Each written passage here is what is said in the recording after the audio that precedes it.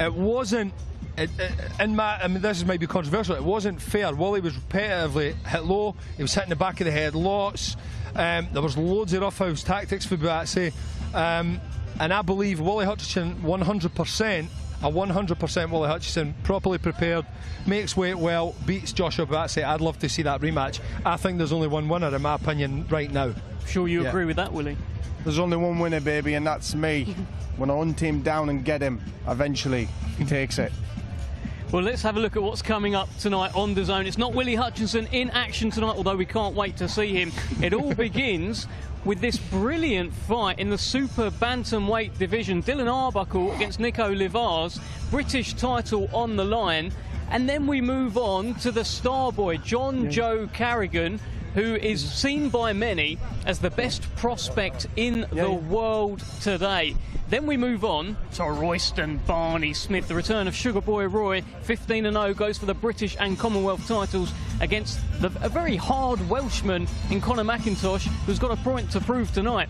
And speaking of points to prove, what about this fight? Aston Brown against Sam Gilly. Many involved in boxing are saying this could be a fight of the year contender. That'll be the one before the main event. And Willie, let's get into that. Yeah. You've said definitely for Brown Gilly. Come on. It's a good fight, isn't it? It's a very, very good fight. Very, very good. I'm looking forward to that fight, to be fair. Yeah, there's a little bit of charisma pulling through it, and you know me, Dev. Yeah. It's right up my alley. Right up and that's your what alley. I like to see. I'm looking forward to that fight. Yeah, definitely I am. I think Royston Barney Smith as well. Yeah, he's a talent. Him on. There's some good lads on that on the show, honestly. Royston Barney, yeah. Listen, talk to me about this Aston Brown fight, right? Because like his story is quite unbelievable, like, honestly. What he's come through. I commented on a thing on him about 20 minutes ago. I think it was what you posted. And what a hero, man! I'm telling you now. And you know, it's people like that, because he speaks it how it is. You like it or you don't. Yeah. And that's right up my alley. That's honestly, unbelievable. The story of the bit that I even heard and how he says Mate, it. that's tip of the iceberg. Tip of the iceberg, by the way. Yes. And listen, it's unbelievable. Just even him being here, doing what he's doing. If you listen to a bit of his story, you think this is a lifetime away. But yet here he is, and he's doing very well for himself, doing very well for his family, and he's ready tonight to put his name out there, get that title as well. Well, let's see if he can do it, because he's in against Sam Gilly. Now, Sam Gilly has done so much more as a professional than Aston Brown. He's had far more fights, he's won far more belts. Just and hold really, his feet. he's the That just allows experienced Sam Gilly there just to pick him up with a couple of fast Austin shots. Brown has been round the world in the amateurs. He's done things. I remember Austin Brown when he was 17, 18, knocking out men. Yeah, I know what you're saying in the professional ranks is that, but listen, his boxing has been 9 years old. He's very experienced himself, trust me, he is. Yeah, that one is bubbling away nicely, though, because look, I said to Sam Gilly, obviously Aston Brown's got this knockout power. It's 4 knockouts in a row right now. Yeah. And I said to Sam Gilly earlier this week, listen, Aston Brown seems to be knocking everyone out. Why is that not going to happen to you? Listen. He said to me, Willie, have you ever seen me knocked out? Ever seen me down? Yeah, I've seen that. Listen, respect. Listen, he's coming to win as well. It's a great fight. Yeah. It's exciting. It's the fight that's got charisma. It's a fight that people's talking about, isn't it? So, and I like it. I love it. I don't like it, Dev. I love it. You love it. You love just being here with me as well. I just love being here with you, Dev, talking here, enjoying myself, and just living the dream, baby. Living the dream. You know how we do. What about Royston Barney Smith then? Chance to become British and Commonwealth champion. He could be living the dream. And here's one for you. Conor McIntosh says that the British title is his dream. It's his Everest. For Royston Barney Smith, it's just a step to what he's going to go on. What he's going to go on. Listen, I believe Royston Barney Smith is a world champion in the making. I think he's incredible. I've never really seen the lad McIntosh fight, so I couldn't say nothing on him. But I know Royston, I know his family, lovely people. And I truly believe he will go on to become undisputed. I think he's fantastic. Tell you what, he was really different. Yeah. Look, he's got that. He's Sugar Boy Roy. He's out of that Ben Davison gym as well, training with the likes of Moses Italma, Fabio Wardley, and iron sharpens iron. Yeah, iron sharpens iron. And he's only young man. He's 21-year-old. Yeah. It's marvellous. I'm telling you. Yeah. I'm telling you. No wonder they call him Sugar Boy. You know what I mean? It's a good nickname. Tell me something. He's won European amateur titles as a youth, right? Yep. Won everything as an amateur. Well, how difficult is it to win those? Because I know you've done a lot difficult? yourself. Yeah. It's the hardest, man. It's the hardest. The hardest. I mean, fighting all these different countries and things like that. And yeah, it's very, very hard. The amateurs is probably more harder to win a gold medal in a major tournament than it is for a professional title fight. Yeah, and it's only 3 rounds. I've heard plenty of fighters say that to me, because you're fighting the best in different countries and different things at such a young age. You know. You listen, try and get somebody else who's 14, 15, 16, fly over to Russia and fight Russians and beat them in the European Championships, you know? Yeah, no, it is difficult, and Royston Barney-Smith, unbeaten as a pro, 15-0, fight number 16 tonight, chance to become British and Commonwealth champion. Let's get back to that main event then. Nathaniel Collins, if he wins this, he'll be front of the queue for a shot at the WBC World Featherweight title. It's so important, Willie. It is very important. Listen, like I said to you, he just wants to think of himself tonight. Stay focused. Don't get caught up with all this here, what's going about. Get the job done. Think of nothing else. Job, home. Do what he's doing. Wait on the phone call for the world title. Yeah. That's what he's got to do. Has it almost got to be like a selfish performance? Like the last one, it was for the fans, right? It was for the fans. Tonight's for him. Yeah, tonight's for him. Because if not, it's a very big opportunity that could slip away of his fingers if he doesn't. Yeah. Very important. Did you see the face-off yesterday with Collins and Lorente? No, I left. I had to leave. Let me I'll tell you what happened, right? Tell me, Dev. Tell me. Lorente, he had his baby with him, okay? Right. And then we was like, okay, so obviously he's going to hand it back to the uncle or whoever, the trainer. But he took the baby into the face-off with Nathaniel Collins. Never seen that happen before. Very, very strange. Would you do that? No. My baby would be laid at home in a bed, eating some chocolate while my wife is making me something nice to eat for me getting back from the fight. Do you think there's any reason why he has done that? Like does it add motivation? Look, I've got my child here, I'm doing it. Is it something like that? I think his mind's somewhere else, if you want to know the truth. Bringing his baby and doing that this is a hurt game, Dev. Yeah. Listen, you can't start bringing your baby in your arms and stuff like that. Everyone's different, I get it, I understand, but this is a hurt game. He'll know about it tonight when he's in the ring. Oh, can't wait for it. Unbelievable. Can't wait. Unbelievable. Willie, thank you so much. No problem, Dev. Let's start this hurt game. Let's head over to Thomas Schreiber. Let's first welcome to the ring, Ryan Frost. Well, a very good evening and welcome to ringside in Glasgow, here at the Hydro Arena, where we have a stacked card of boxing and we cannot wait. Big thanks to Dev and Willie Hutchinson there. And the first fight is about to be underway, and the man making his way to the ring is Ryan Frost. And now let's welcome to the ring the undefeated Drew Limond.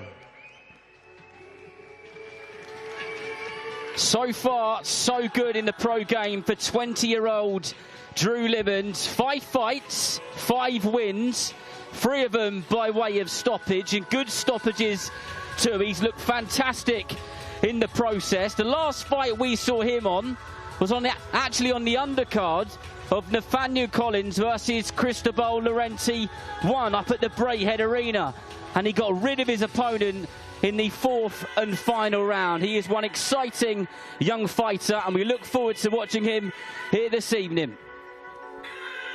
Ladies and gentlemen, welcome to Championship Boxing from OVO Hydro in Glasgow, Scotland. It is all being brought to you by Frank Warren for Queensberry, along with their great sponsors, 32 Red, Unibet, Riot Season, That Prize Guy, and Global Next Trade. A big thanks to those great sponsors. We get things started with 4 rounds scheduled in the welterweight division. When the bell rings, our referee in charge and scoring the contest will be Kenny Pringle. Introducing first, fighting out of the red corner, he comes to the ring wearing gold trunks and weighed in officially at 150.5 pounds. Coming to us from Colchester, England, he has 16 professional bouts to his credit. Ladies and gentlemen, please welcome Ryan Frost. And his opponent across the ring, fighting out of the blue corner. He comes to the ring wearing red with silver and weighed in officially at 149.5 pounds. A stellar amateur, he is now undefeated as a professional with 5 wins. 2 of his 5 wins come by way of knockout. Ladies and gentlemen, from right here, Glasgow, Scotland, here is Drew Limond.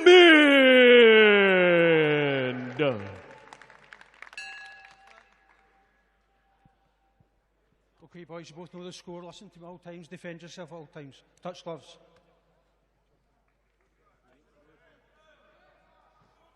Well, the press conferences are done. The weigh-in is done. It is time for fight night. And there goes the bell to kick this magnificent night of boxing off. Drew Limond boxing in those sparkly red shorts against Ryan Frost from Colchester in the gold shorts, boxing out of the southpaw stance. You're joined by myself, Dan Rees, and Dev Sani. Dev, good evening. Good evening, Darren. Great to see you. Back again on the commentary table. He's a man of many talents, as Drew Limond, a very talented fighter, sinks a right hand into the body. It will be a relatively steady start if it's anything like his 5 previous fights, just trying to establish himself in the centre of that ring there. That heavy jab, and then he sinks in a straight right hand upstairs, which he does throw really well.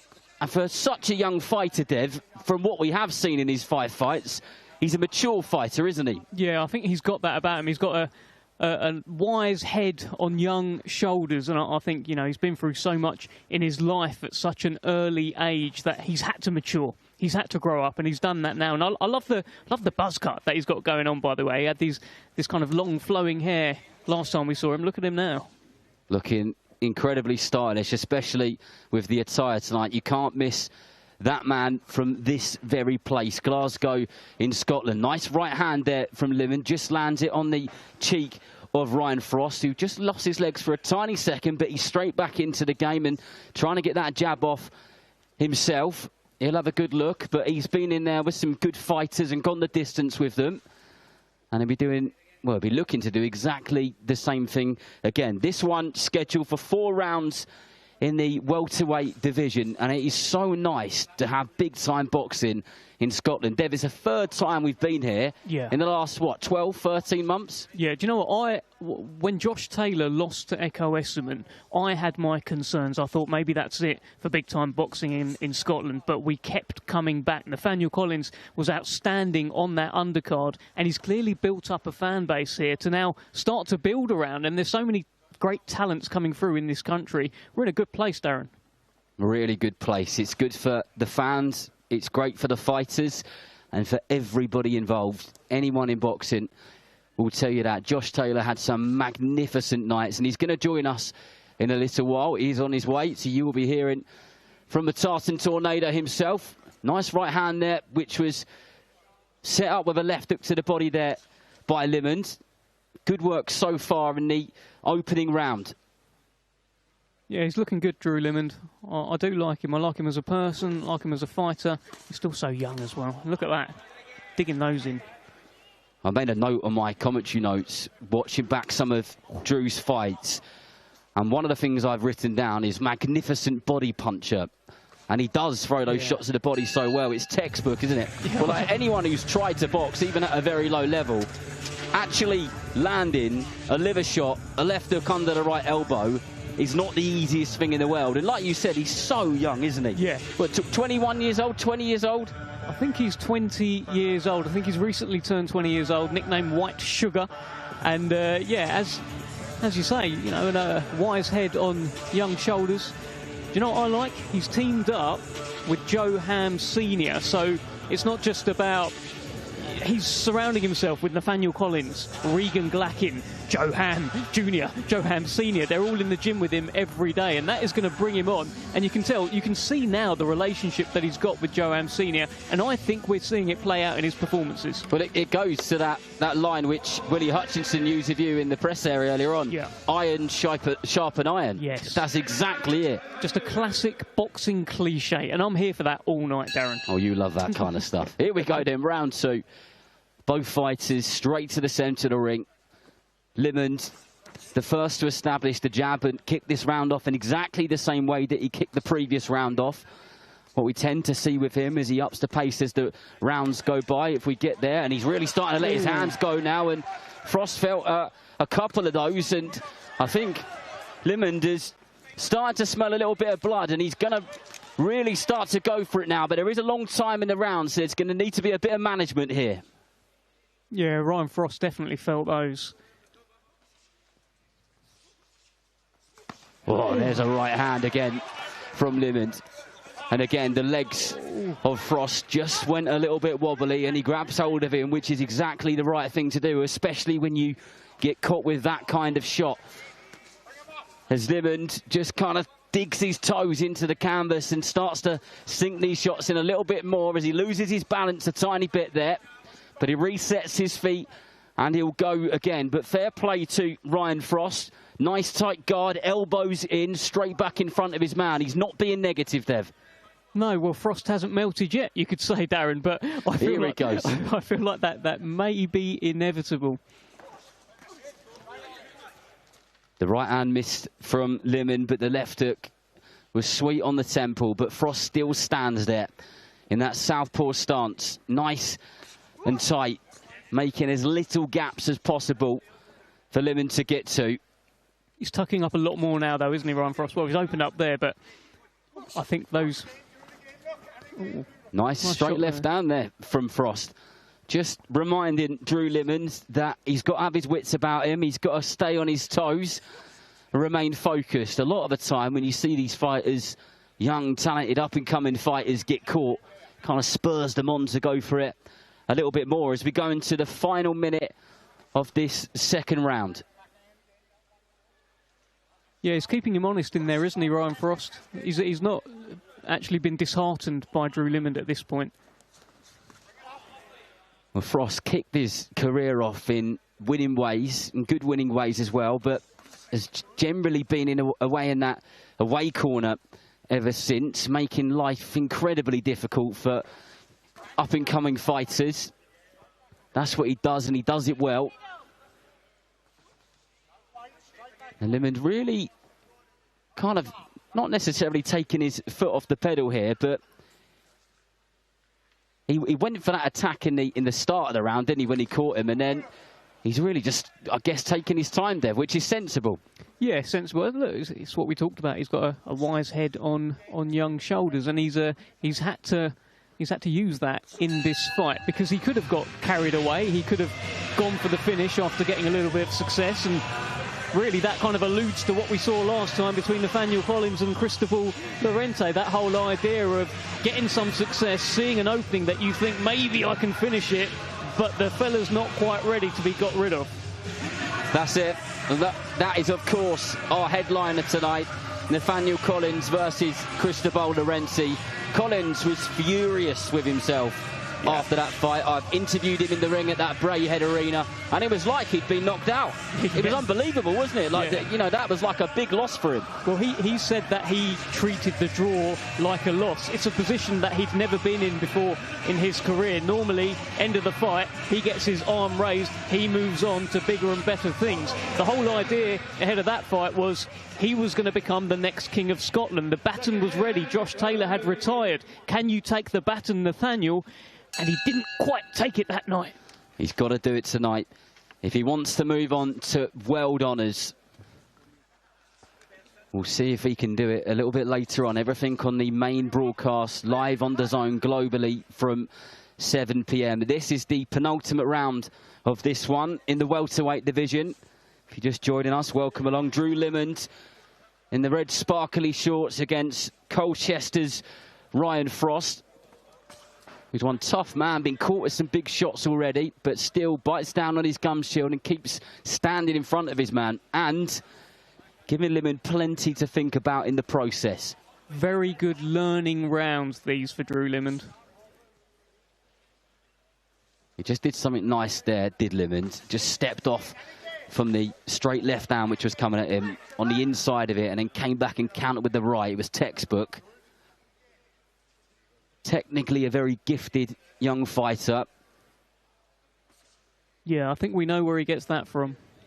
Well, if he goes on to achieve anything near what his late great father did, I'm sure he'll be very pleased with that. Yeah, well said.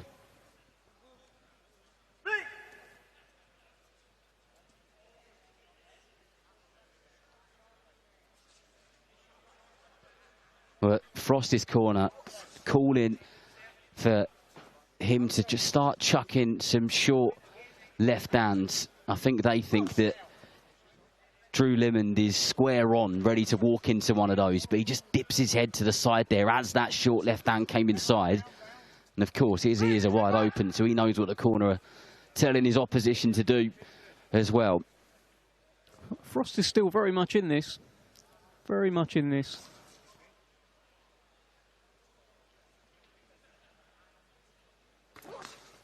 He's kind of just waiting a lot, isn't he, Frost? He's waiting for the attack to come in, trying to counter Limond over and over again. And he's throwing, but not too many of them are actually getting through in an accurate manner. But he is still standing in front of him, and he's still throwing shots, and that's important.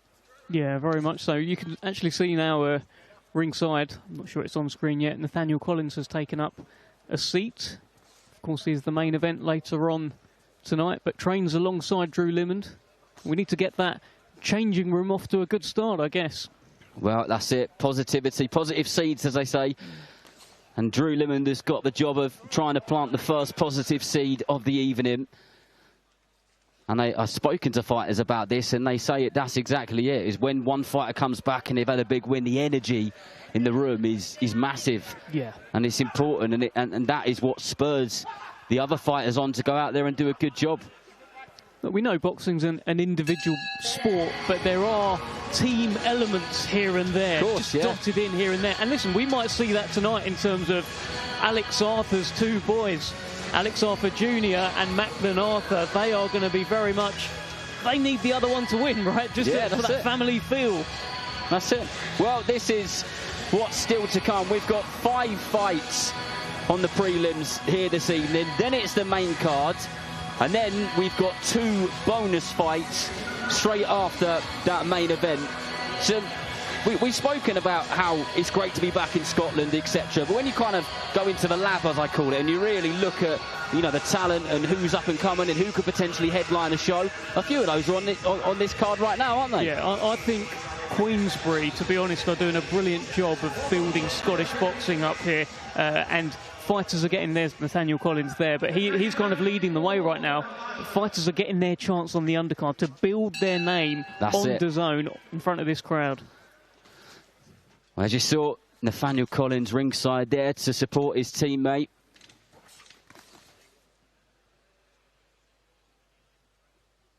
Both fighters just kind of stepped in a little bit closer, not necessarily fighting on the inside of the pocket, but they seem to be getting closer to each other in terms of range as the rounds go by here.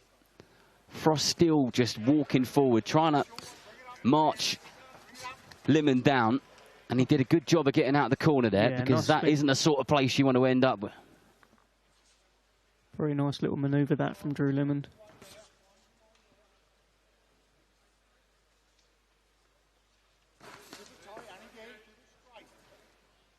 And again, the corner of Frost encouraging him to go in on a straight line and try and get that short left hand of his, which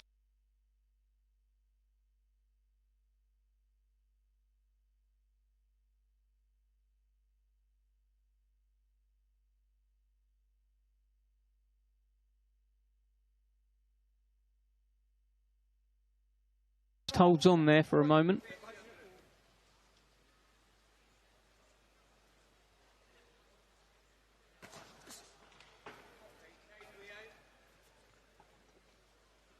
Limond, good with that jab, but doesn't get carried away with it. There it is again. He just threw it a few moments ago, and it gets caught with a left hook there, and it looked like he was more off balance than anything.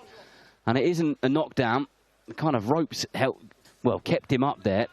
I'm not sure if he actually touched down or not, but yeah, as you say, it did look like a balance thing there. He quickly shook his head at the referee, and the referee just let him crack on with it straight away. Uppercut. You're right, Dev. You know, Frost he's been in this fight from the start. He hasn't done as much work for me as Limond has, but he's certainly been in it. I can't see every round going to one fighter or t'other, as they say. Yeah, he's still very much in this, and whether or not that was a knockdown, and I don't think it was, he's been encouraged by what he's seen. He's seen Drew Limond kind of half get sort of knocked down by something, and he's going after him a little bit here. Yeah, he is there because he caught him again, just as he tried to back Limond into the corner. And Limond ties him up, does the right thing, slows the momentum. And both fighters will get back to business. That was a really sweet left hook upstairs from Limond. Yeah, that was classy stuff there from Drew Limond. But fair play, Ryan Frost. He didn't melt, did he? He did not melt. He kept his cool, Darren. Kept his cool. Here all week, literally. He's been here all week. I've been here since Tuesday. I've been enjoying it, though, enjoying my time up in Glasgow. We always enjoy Glasgow. But well done to the pair of them. You said it, and it's become a little bit of a cliche in boxing, but it's true. It's great learning, isn't it, for these young fighters? And if you speak to someone who maybe doesn't follow the sport too closely, they'll be like, why is that young fighter fighting that guy who's had 15, 16 defeats? And that's exactly why. This is where you learn. This is where you've got, you know, the guy's going to come and he's going to show you a different look. He's going to be pushing you in a certain way that maybe you haven't been pushed before. And that's the whole idea. You've got to, as you're coming up, fight a southpaw, fight orthodox, fight someone who puts pressure, someone who boxes on the back foot. All of these boxes need to be checked as a prospect makes his way through, and Drew Limond is going through the process of checking them. He certainly is. Well, Thomas Triber has the scorecard, so we shall head over to him straight away. Ladies and gentlemen, after 4 rounds of boxing, our referee in charge, Kenny Pringle, scores it 40-37 for your winner, and still undefeated, Drew Limond. Well, congratulations to Drew Limond. We thought it was going that way. He most certainly didn't have it all his own way. And just kind of having a look at his body language, Dev, and observing him at the end of that, I don't think he was too chuffed with himself with that performance. Just there was a big sigh at the end of it.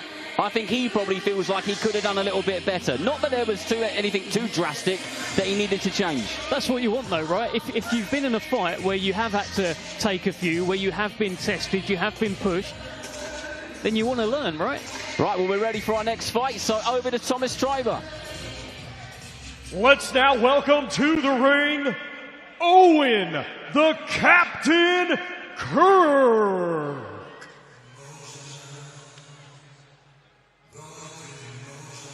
Well, the action is non-stop here in Glasgow tonight. Fight number 2 here on these prelims. And the man bouncing up and down on the ramp on the stage is Owen Kirk. This is fight number 12 for the man from Morecambe in England. He started things off in the pro game with a handful of wins, but has since taken up the role of the journeyman, if you like, fighting in that away corner and giving some lessons to young up-and-coming prospects. And the man in the opposite corner tonight is exactly that. And now let's welcome to the ring, Alex Arthur Jr.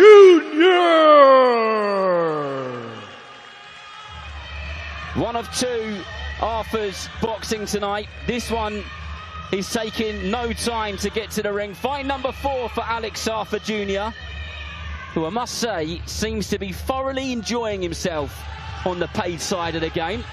And we look forward to seeing him when the opening bell sounds. Ladies and gentlemen, this bout is scheduled for 4 rounds in the super middleweight division. Brought to you by Frank Warren for Queensberry, along with their great sponsors, 32 Red, Unibet, Riot Season, That Prize Guy, and Global Next Trade.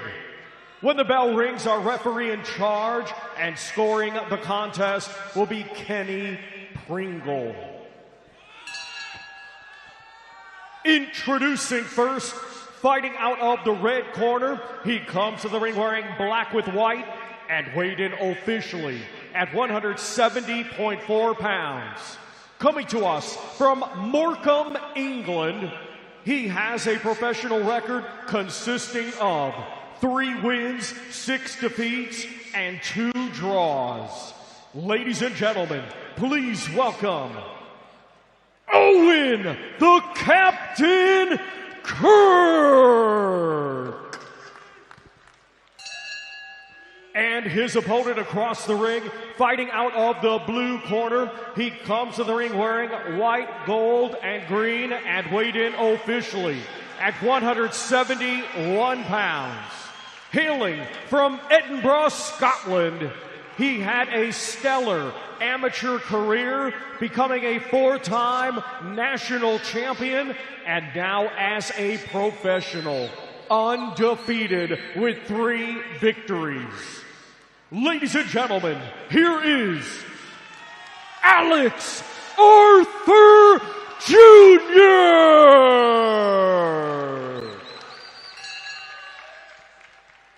Okay, boys, you both know the score. Listen to me all times. Defend yourself all times. Touch them.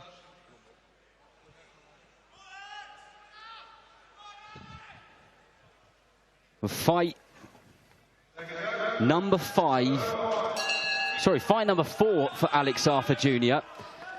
It doesn't seem like that long ago that we were in this very arena, actually, for his debut, Dev. Yeah, I think it's been 11 months, and you know what's interesting? He said this week he feels like he's actually got 2 fights, because his brother Macklin Arthur is making his debut. It feels like he's sort of got to do it again, and he's got that big brother instinct where it feels like he's got to get in there again and help his brother out.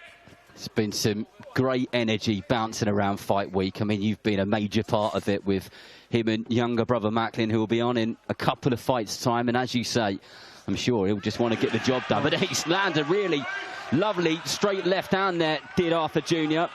from that southpaw stance. And Owen Kirk got caught there, and he goes down to one knee, holding his eye there. And I tell you what, Dev, I'm not sure if he's going to make the 10 count here, because something's happened there. Maybe it's the orbital bone, but he's not in a very good way, and that is done and dusted in the opening round. And Alex Arthur Jr. should be chuffed, but he looks the opposite. I mean, yeah, I mean, we've seen Owen Kirk there, Captain Kirk, squinting in the corner. Lovely bit of theatrics there from Alex Arthur Jr. I'm not sure what happened. Alex Arthur's having a look at him now. But first round stoppage. Perfect. Well, in terms of the way that you want things to go, unless they wanted to bank a load of rounds, it's only a 4-round contest, but done and dusted. There was a straight left hand which Alex Arthur Jr. landed on the left-hand side of our commentary position. That made the legs wobble. There was something else which happened, and then Owen Kirk just started holding his eye and shaking his head. And looking at his record and the people that he's fought and the fights which he's been in, he is one of those fighters who just keeps coming back non-stop. So there must be something genuine there which troubled him. But I was quite surprised by the reaction of Alex Arthur Jr., who is now dancing, by the way. And doing so very well, in my opinion. He's dropping the shoulder. Well, over to Thomas Treiber for the official time. Ladies and gentlemen, here is the official time. 1 minute, 1 second of round number 1. Our referee in charge reaches the count of 10. Therefore, your winner by way of knockout and still undefeated, Alex Arthur Jr.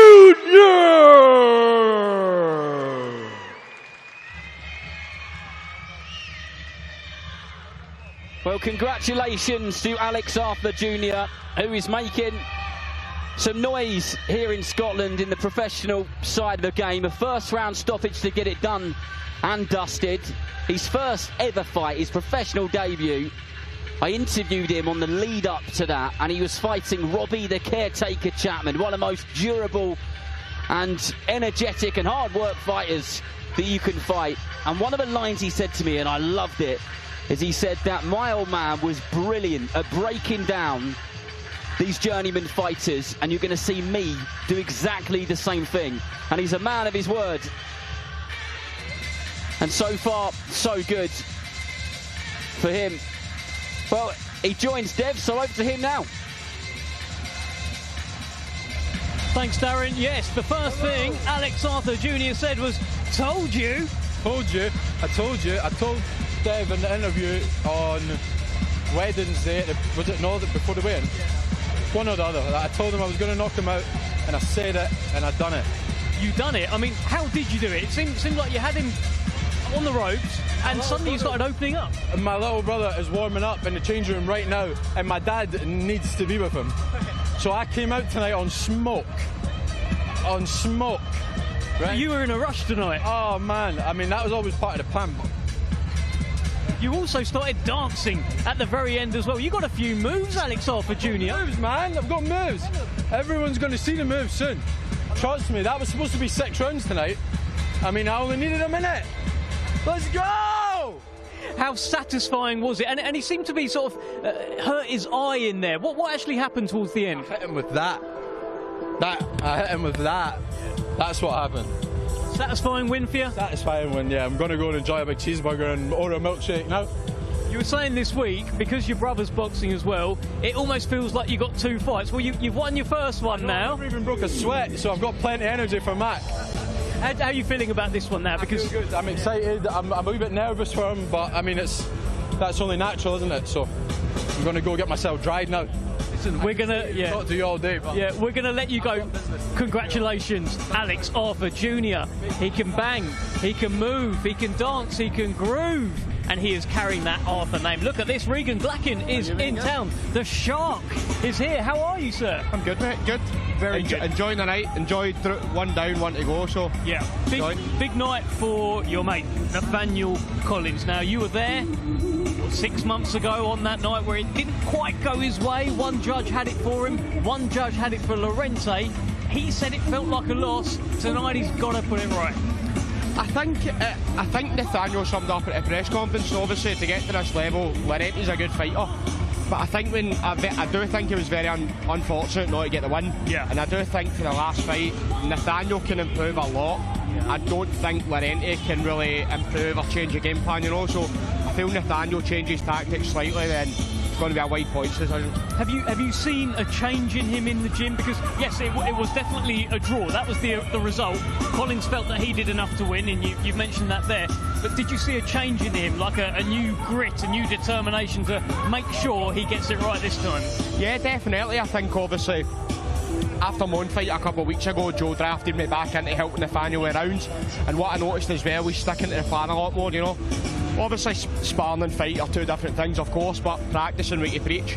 And in the gym, I came in last week and I've done his last 8 rounds and stuff for him, and he's just sticking to the plan, you know. He's sharp, and I think the Nathaniel Collins has seen in the first 5-6 rounds, sharp, fluid, letting the hands go, going to be up for 12 rounds if it goes that far.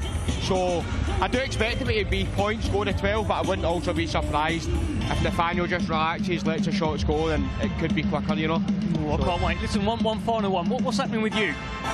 What is happening with you, Regan? I'm back. I was back in the end of March here, up in weight finally. Yeah. That was long overdue, you know. But I was struggling with that weight for a wee bit, but I had to stay around my British title fight, you know. Unfortunately lost, but I've got a new lease of life up in weight, so I won the Commonwealth International title, so after summer hopefully get something big now up at 140. What's that gym like, by the way? You know, you've got yourself, you've got Nathaniel, Drew Limmons part of the squad now as well. You hear it all the time, iron sharpens iron, right? It's good, mate. Me and Nathaniel are actually the oldest two at the lot now, mate, which is weird because we've always been the younger ones coming through, do you know what I mean? But it's really good, and as Drew said the other day, even the amateur side, the amateur boys, some of them are brilliant. He hates sparring some of the younger lot now, Jim, do you know what I mean?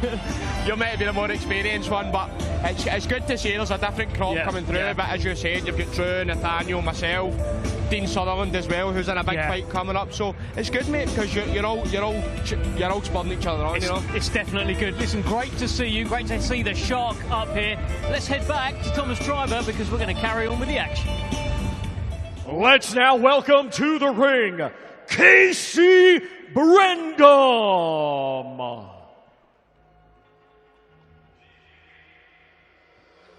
But as Dev says, the action continues. And this man about to make his way to the ring is Casey Brendam, 28 years old, from Essex in England. And his record probably doesn't tell you the kind of full story or journey, if you like, because he was a good amateur. But in the pro game, he's gone on the other side of the ring, if you like. And now let's welcome to the ring, John Thompson.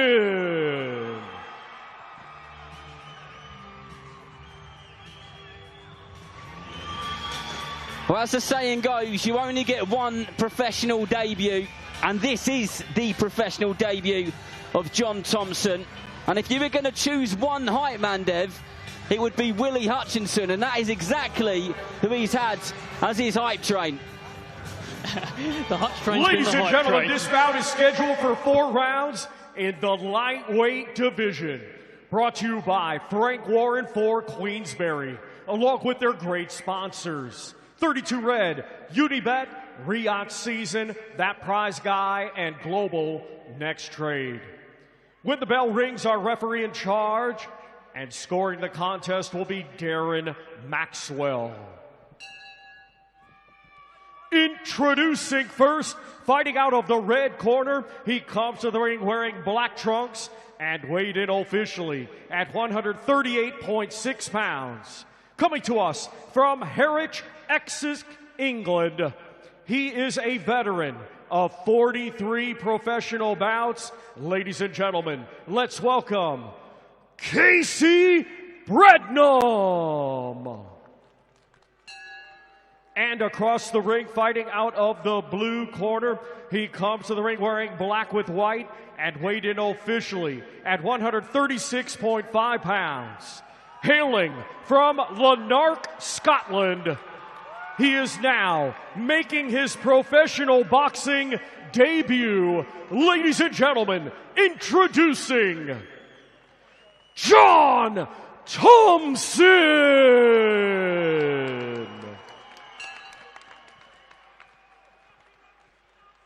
Right guys, you both know the rules. Listen, obey my commands at all times. Defend yourselves at all times. Touch gloves.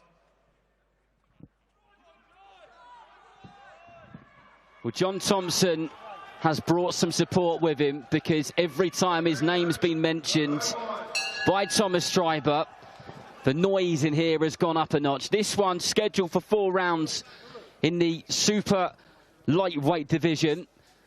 Thompson in that southpaw stance, getting straight to business against Casey Brendam from Essex. He's unloading on the ropes almost immediately. And if anyone is going to want a demolition job of a fight tonight, it's going to be a man making his professional debut, Dev. Yeah, he's not hanging about at all, is he? Not hanging about at all.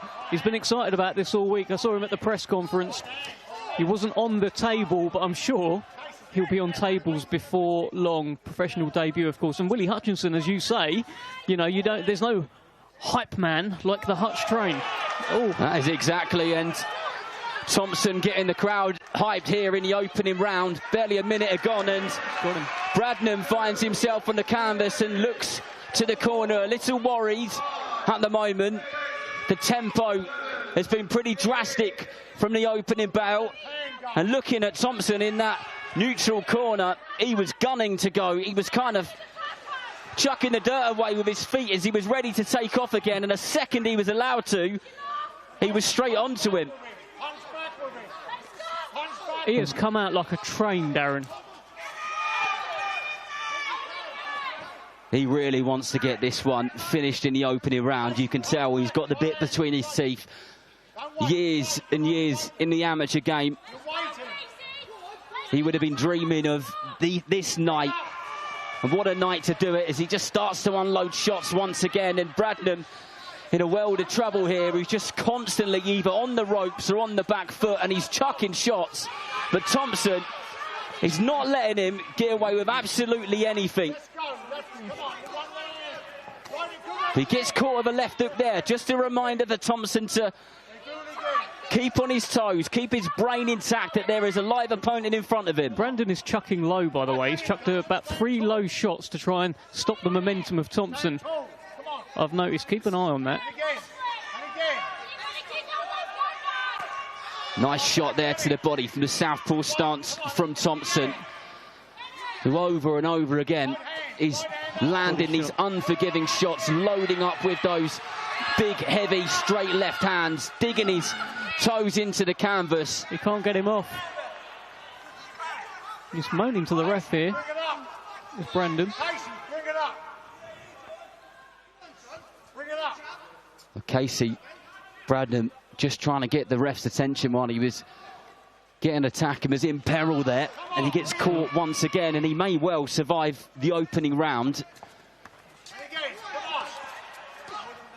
But one of the big problems for him is he's just got his head so low all the time, hasn't he? Yeah, he's got his head low, and then he is throwing shots in that position. He ends up landing low. I don't know if that's deliberate or not. I've even heard his corner say, bring them up, bring them up. I think he was lucky to not get at least a talking to from the referee there. But I think he was in so much trouble, so much distress at various points in the round, he just wanted to land something to make John Thompson leave him alone. What will be interesting now is the way that John Thompson comes out for this second round, because goodness knows how many debuts we've seen over the years, Dev, and you tend to see debuts and they come out in the first round and the adrenaline is just pumping through their body and they're going for it. And when I speak to fighters, they say, you get that first round under your belt, you sit down, you have your drink, blah, blah, blah, and then they come out a little bit more composed. Yeah. I don't know if we're going to get that here. I don't think so either. I love that he's got Willie Hutchinson with him, by the way. Just in the corner there, Willie Hutchinson was poking his tongue out at me. So that's the sort of character that we have here. He is a character. It's the Hutch train. Never is a dull moment when that man is in town, and there hasn't been a dull moment in this fight. Well, John Thompson has been in a professional boxing ring for just over 3 minutes. And we are getting a little bit more of a composed and steady start here in this second round. On the back of Brandon now. I wonder where that's come from. Yeah, it looks like it's the back of his head. Yeah, you can see a cut. Cool, quite a nasty cut as well, actually. His blood drips down the back. And Thompson again with some horrible shots to the body. But where that cut's come from is, I don't know if I've ever seen a cut on the back of the head like that. I don't think so either. You don't normally see it, towards the back of the head, then running down the back. But he has been ducking his head down quite low. Really low. And it might have been a cut before the fight and it's opened up. Maybe something like that. The referee just having a look there, but there is a lot of blood trickling down, or flowing down the back of Casey Bradnam. And straight out in that southpaw stance was Thompson. And Bradnam doing every trick in the book to just try and nullify any tack which is coming in, just trying to wrap him up, change the distance, whether that's coming forward or getting too close so he can't get his punches off. But he finds himself on the ropes yet again, and can Thompson get the job done this time round? A lot of pressure from Thompson. He wants the stoppage tonight, I tell you that. He certainly does. I think he wanted it about 5 minutes ago. Before the bell went.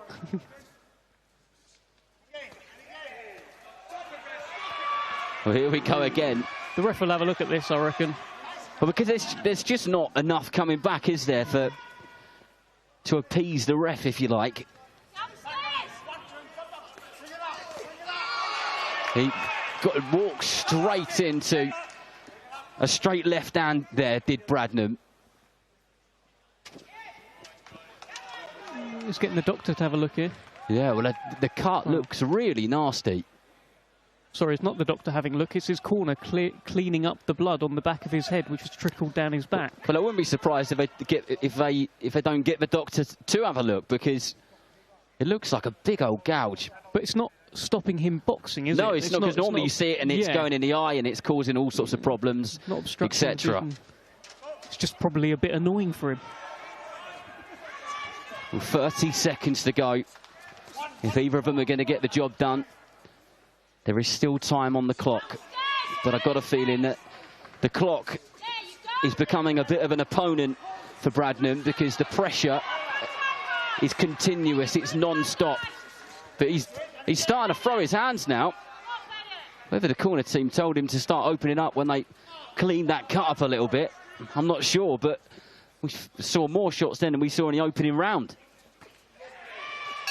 Yeah, we did. Yeah, we did. Good stuff, though, from John Thompson. Yeah, good stuff. And you could do that in a 4-round fight. You can pile the pressure on as long as your fitness is there. You know, the lights are bright, they're hot. But he's a young, fit lad. His adrenaline's going to be pumping through his body.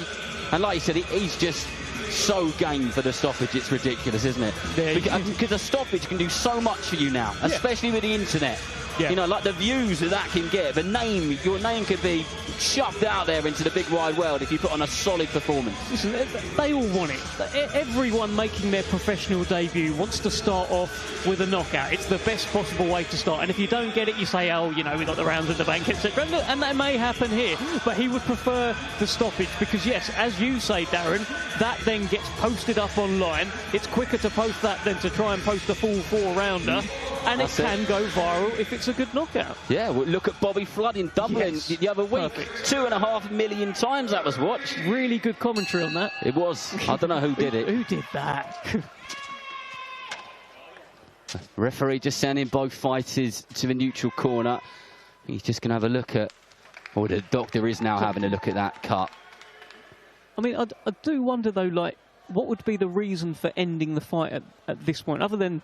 You know, John Thompson probably going to win this fight, but it's not obstructing his vision. It's not something that's going to stop him fighting. It's just a cut that keeps opening up. I don't know. Yeah, it's a bizarre one. Yeah. I can't recall a cut at the back of the head, but the fight does continue. Yeah. In round 3, scheduled for 4. Whether we get there or not is another thing entirely. And Thompson kicking this round off in a pretty similar way to round 1. Lunges forward with that southpaw jab and a great big straight left hand to follow. And that won't be the last one he throws in this round.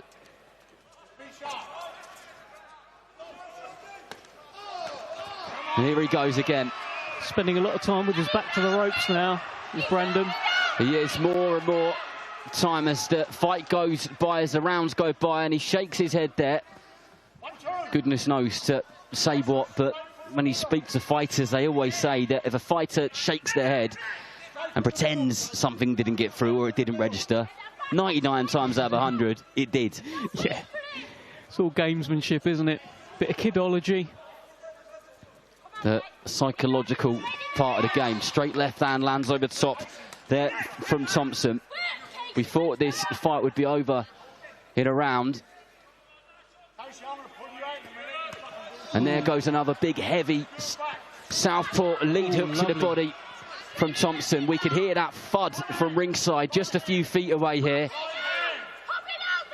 And this is looking like a really hard night at the office for Casey, who is on that back foot. He's still got some energy in those toes because he's light on his toes, but he's just getting caught. He's down. Got caught with a couple of very good body shots there. And he is straight back up on his feet, and from what I could tell, he looked at the referee to say, I'm good to carry on, or maybe he didn't feel that it was a knockdown.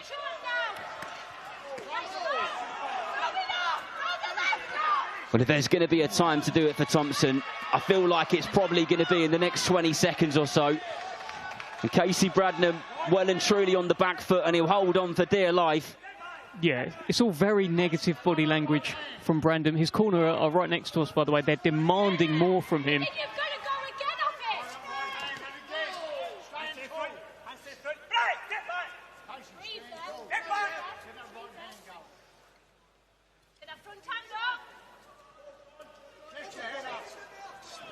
The corner of Brandon shouting, keep your head up, get your head up, as he gets caught with another big right hand in the corner there. This is a matter of when and not if for John Thompson, and there it is. And there it is. Maybe it could have been called off a little bit earlier on, but as we've said, the dream start to any young fighter's career is absolutely getting the job finished with a stoppage. Normally a high rail knockout. It didn't come in out. He just broke his man down. Was too much. The pressure was continuous. And all those years, all those runs, all that sparring, all that amateur experience, that set him up nicely tonight for this in here in Scotland, in Glasgow. What a moment it must be for him and all of his team. And he'll just want to be active now, want to be out there. And any show that he can get himself onto, he'll be well and truly up for it. But fair play to Casey Brandon, who was coming in the first couple of rounds, but then the pressure was being piled on over and over again, and there was a nasty cut on the back of his head there, a really nasty cut. The referee will bring the pair of them together, and Thomas Schreiber does have the official time, so we will head to him now.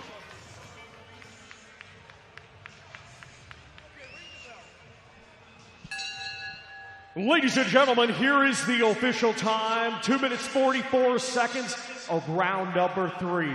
Our referee in charge, Darren Maxwell, stops the contest. Therefore, your winner by way of technical knockout and successful in his professional boxing debut, John Thompson. Job done for John Thompson. He didn't really get a chance to show too much other than pressure, pressure, pressure. But that is what wins you fights. Putting the pressure on, getting the punches out there, outworking your opponent. And he did a very good job of it indeed. I spoke to him actually on the lead up to this fight, and he gave me a good line, and he said the gym isn't just a gym, it's a home.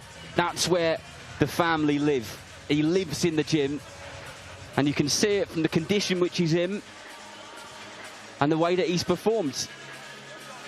So very well done to him.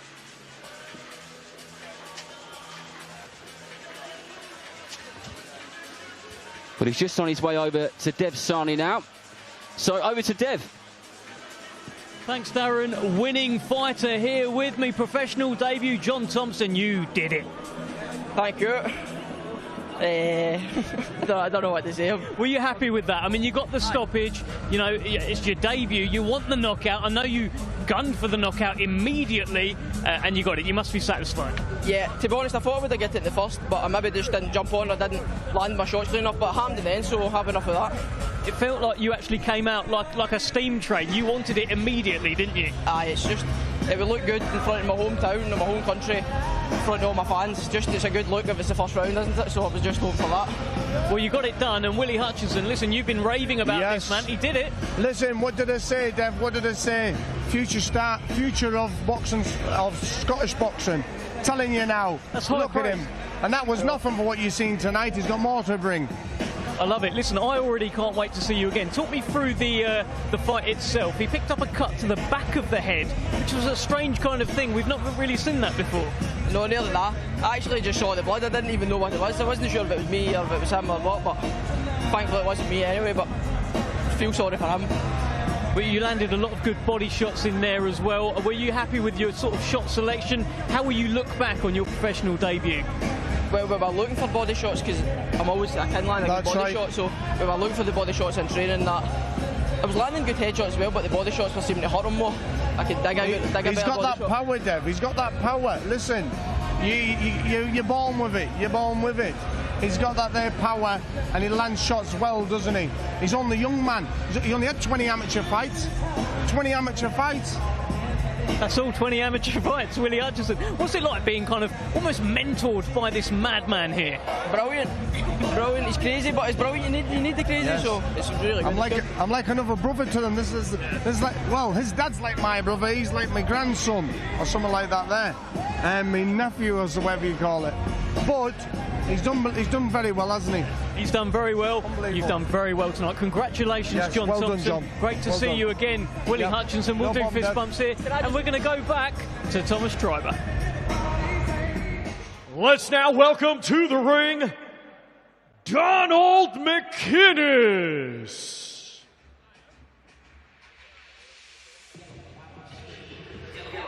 Well, we have a conveyor belt of fights here this evening. And this man is 40-year-old Donald McInnes from Glasgow, here in Scotland. And when that bell sounds, it'll be round number 63 for him, and round 1 for the man who will be standing in the opposite corner.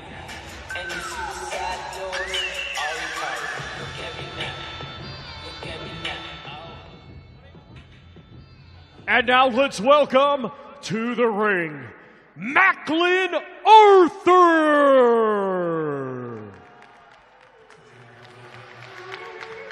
For the second of the Arthurs to fight tonight, this is Macklin Arthur, and the hype around him has been quite something. He was a 6 times national champion, and one of those fighters that you started to hear whispers about from a long time ago. He carries himself incredibly well, and we've heard that he fights like he talks as well. So we look forward to this professional debut for yet another fighting Arthur.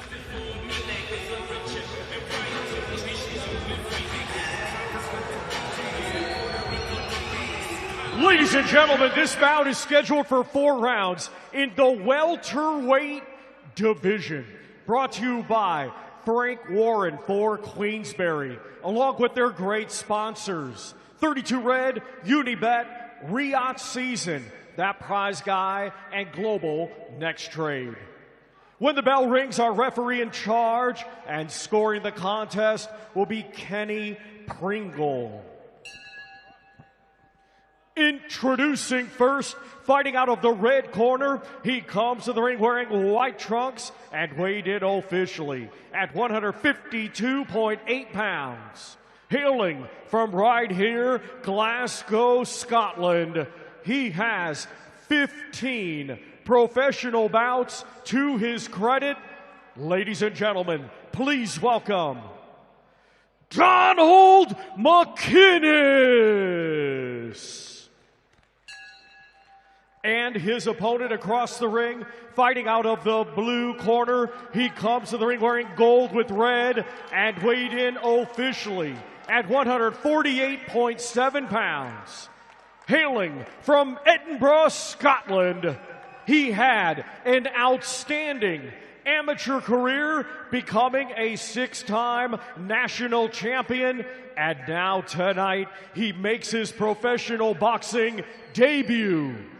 Ladies and gentlemen, introducing Macklin Arthur.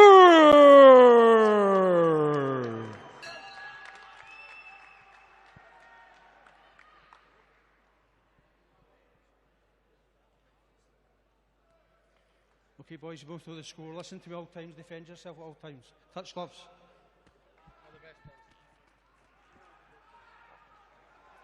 Well, here we go. Professional debut time for Macklin Arthur. A young man who we've heard a lot about. Welcome to ringside also, Josh Taylor. Yeah, I'm looking forward to this. Macklin's been boxing his whole life. He's born to do this. You know, he's been boxing since he came out of the womb. So this has been a long time coming. So yeah, I'm looking forward to see how it goes on. You know, he's literally done this his whole life. So yeah, I'm looking forward to see how he progresses. Well, if you've been following the media on Queensberry and DAZN this fight week, you would have heard some of the stories. But when Josh Taylor says that he's been fighting since he came out of the womb, he's not really joking, because there was a story at the press conference that his dad took him and did some sparring from about 3 years old, and he got hit in the face and he kind of went a bit bright red and then just started fighting back. And that's when his dad went, yep, you're going to be a fighter. And here we are. Yeah, here we are, and it's funny for me to sit and watch this. You know, I've known him since he was literally a baby. You know, so to come and watch and see him do his professional debut, it's a pleasure to watch. You know, so I think he'll go far. He's literally lived and breathed this his whole life. So yeah, this is his moment. This is his time to, you know, get his journey going. So yeah, I'm looking forward to seeing him progress. Well, we had his older brother, Alex Arthur Jr., a couple of fights ago. He got the job done in 1 round, in about a minute and a half, actually. So that would have sent some good energy back when he got back to the dressing room. And Macklin just landed a lovely right hand to the temple, and he follows it up with a left hook. And McInnes not looking so lively on those feet now, as good shot. Macklin lands yet another right hand to the body and digs into the left-hand side as well. And McInnes looking like he's in a bit of trouble here, and the referee has seen plenty. And it's another first-round win for another Arthur. And that, Josh, is how you start your pros. Yeah, absolutely. You can't ask for any better than that. And he came out and he just took the body to pieces, you know. And he's been boxing his whole life. I know it's his professional debut, but he looks like a seasoned pro in there. He looks very comfortable in the ring, so I'm looking forward to watching his journey progress. And also, I think we're gonna have good fun with him and his brother, especially if they're on the same cards like we did. Macklin is a great talker, really good storyteller. He's been thoroughly enjoyable to watch this fight week, and of course thoroughly enjoyable to watch there this evening. He would have dreamed about this evening. He would have dreamed about this professional debut, and it's over before you could even blink. But I guess, Josh, he'll just want to be active now, won't he? Just want to be getting out there and keep him busy. That was just a sparring match for him, you know, so he'll be wanting to get in and get back to the gym. He'll be back into the gym on Monday, no doubt. And then he'll be looking to get out again relatively soon to get the ball rolling and get these number of fights under his belt and pick up the experience so he can start getting into proper fights now. Well, Thomas Schreiber has the official time. Ladies and gentlemen, here is the official time. 1 minute 53 seconds of round number 1. Our referee in charge, Kenny Pringle, steps in to stop the contest. Therefore, your winner by way of technical knockout and successful in his professional boxing debut, Macklin Arthur! But there's some very pleased and proud faces surrounding this boxing ring. One of them is the man next to me, who, as he said, has been around Macklin pretty much since he was a little kid. And the smiles on his brother and his father when he was getting that job done were brilliant, as they just posed for pictures in the centre of the ring there. And Alex Arthur Jr. said he had 2 fights tonight. His own one, which of course he had to go out and win, and he did in the first round. And then the second one, because I guess his heart must have been pumping watching his little brother in there. Yeah, absolutely. Like, I mean, I can't compare it, you know, but when I was in camp with Lee McGregor and stuff, training with Shane, and then he was going out fighting, I used to be so nervous for Lee, you know, and it was like, I can only imagine how it feels to watch your sibling or your son or your daughter going out there to battle, you know. It must be gut-wrenching to watch your loved ones do that. Yeah, I imagine it is. I know with the Birchall brothers, I've done commentary with Leighton and William Birchall a number of times, and speaking to them, they say, and as well, Sam and Sean Noakes, they say when the other's in the ring, their hearts are in their mouths. Yeah, absolutely. From the very start. But the whole family are making their way over to Dev, because there is most certainly some time to do some talking. So congratulations to Macklin. But all the Arthurs are with Dev Sani now. of these Arthurs here. One successful Arthur, one very, very successful Arthur, and one newly successful Arthur. Macklin, how was that for you? It was amazing. I loved it. I was born for this, man. I was just myself, really. In terms of a professional debut, I mean, that's just perfect, right? First round knockout. Yeah, man, it was brilliant. It was brilliant, but I'm sure that we all knew that was coming. Not to sound cocky, but like I've already told you, Dev, I've been training, fighting for a long, long time, and I was just flowing. We've heard the stories about you, about how good you were as an amateur, about how good you're going to be as a pro. Yeah, I mean, where's this Macklin Arthur story going? Right to the top and beyond. I'm going to be the undisputed champion of the world in one weight class, and then another, and then another. Oh. Just watch me, man. Just watch me. I love it. Listen, we're going to give that mic to your brother, and I'm going to put the mic next to you. I want your view on this one, Alex, because you said you got 2 fights tonight, and you've won them both now. I know, within the distance of a round. I've been fighting with Macklin since he was 2. And I knew exactly what was going to happen and how it was going to come about. It was just a matter of time. Were you nervous? Was I nervous? Not when I got there. When I walked out with him, I knew everything was supposed to be where it was. Well, let's hear from Big Papa Arthur. What a proud day for you, Alex. Oh, fantastic. You know, we were waiting on this kind of day for a very long time, and for them both to perform so well and be like their dad and get first round stoppages, which was so common for me. I don't know how many I had, I lost count of them. So I'm happy that they can both do it as well. Macklin, quite freakishly for me, actually looked like me in there. It was quite terrifying watching him. I knew exactly what he was thinking, I knew exactly what he was trying to do, and he done it fantastically well. This kid was born with boxing gloves on. He really was. All he's ever wanted to do was box since he would annoy us continuously. He wanted to hit his brothers, he'd hit me, he wanted to fight for me. He was honestly so small, Dev. And he showed terrifying power as a child. He was scoring knockouts at 40 kilograms. He was knocking kids unconscious, not standing 8 counts, unconscious. Not pleasant to see, if I'm going to be honest with you, because I've not quite witnessed that before. But this kid's born for this sport. He really is. He really is. Born for this. You told us a story earlier this week about how your dad used to make you run to nursery. Yeah. On the meadows, my dad used to make me run to nursery, so there was lampposts, and I used to jog, sprint, shadow box, and he'd make me do padlock, he'd make me sprint, and that's every single day of my life, man. Every day of my life, and I still love it. And so you should. Listen, you've spoken about as well, about how much your dad inspires you. I would wake up, eat, and go back to sleep until about 10 years ago. I'm all right, though. I'm doing all right now. Yeah, no, we see it. Alex, I want to ask you this, right? You inspire them. How much do they inspire you? Very much. Very, very much. Unbelievably. Yeah, keep them young. Yeah, keep me young, yeah. So I don't feel it, Dave, you know, it's more, I've got more injuries and more niggles and aches and pains now training these than what I had fighting. It's amazing. You know, holding those pads every day, trying to keep up with them. I'm not one of these guys that, I don't want to get out of shape and embarrass my sons, and I like to get in there and do everything with them, so let's hope I can stay in shape a bit longer. Final one to you, Macklin. How will you remember tonight? Just God's plan.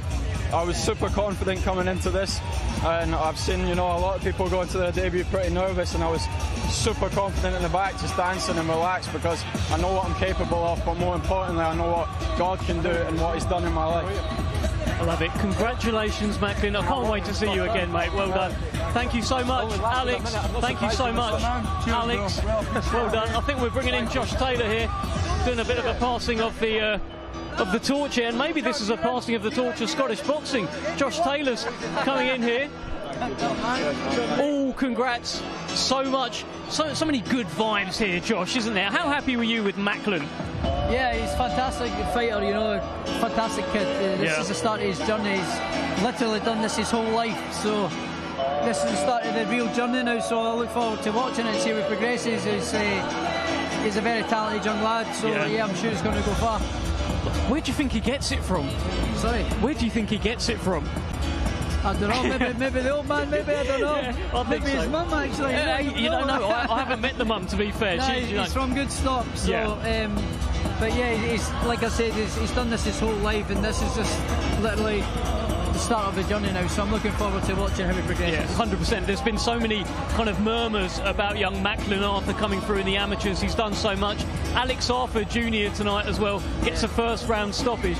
Just a big night for the Arthur name, isn't it? Yeah, big night for the family name. So yeah, the two of the lads they're very talented. So I'm sure they've got an experienced dad as well. So I'm sure they're going to go a long way in the sport.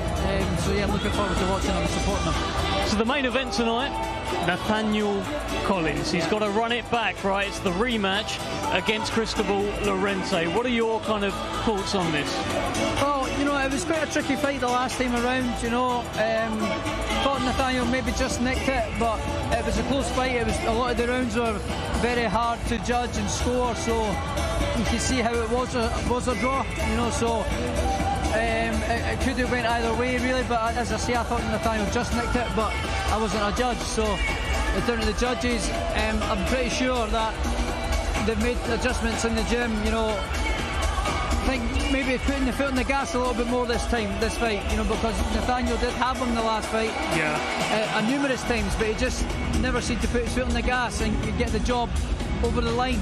Well, that you know, and that's what I'm sure he'll be kind of looking to do tonight. It needs to be emphatic. That will be the main event, of course, coming up later on, Collins Lorente too, but so much before that as well. I mean, a fight that has got people talking this week is Aston Brown against Sam Gilly. Now, this Aston Brown story, what he's come back from, is quite incredible. I know you've known him a long time, Josh.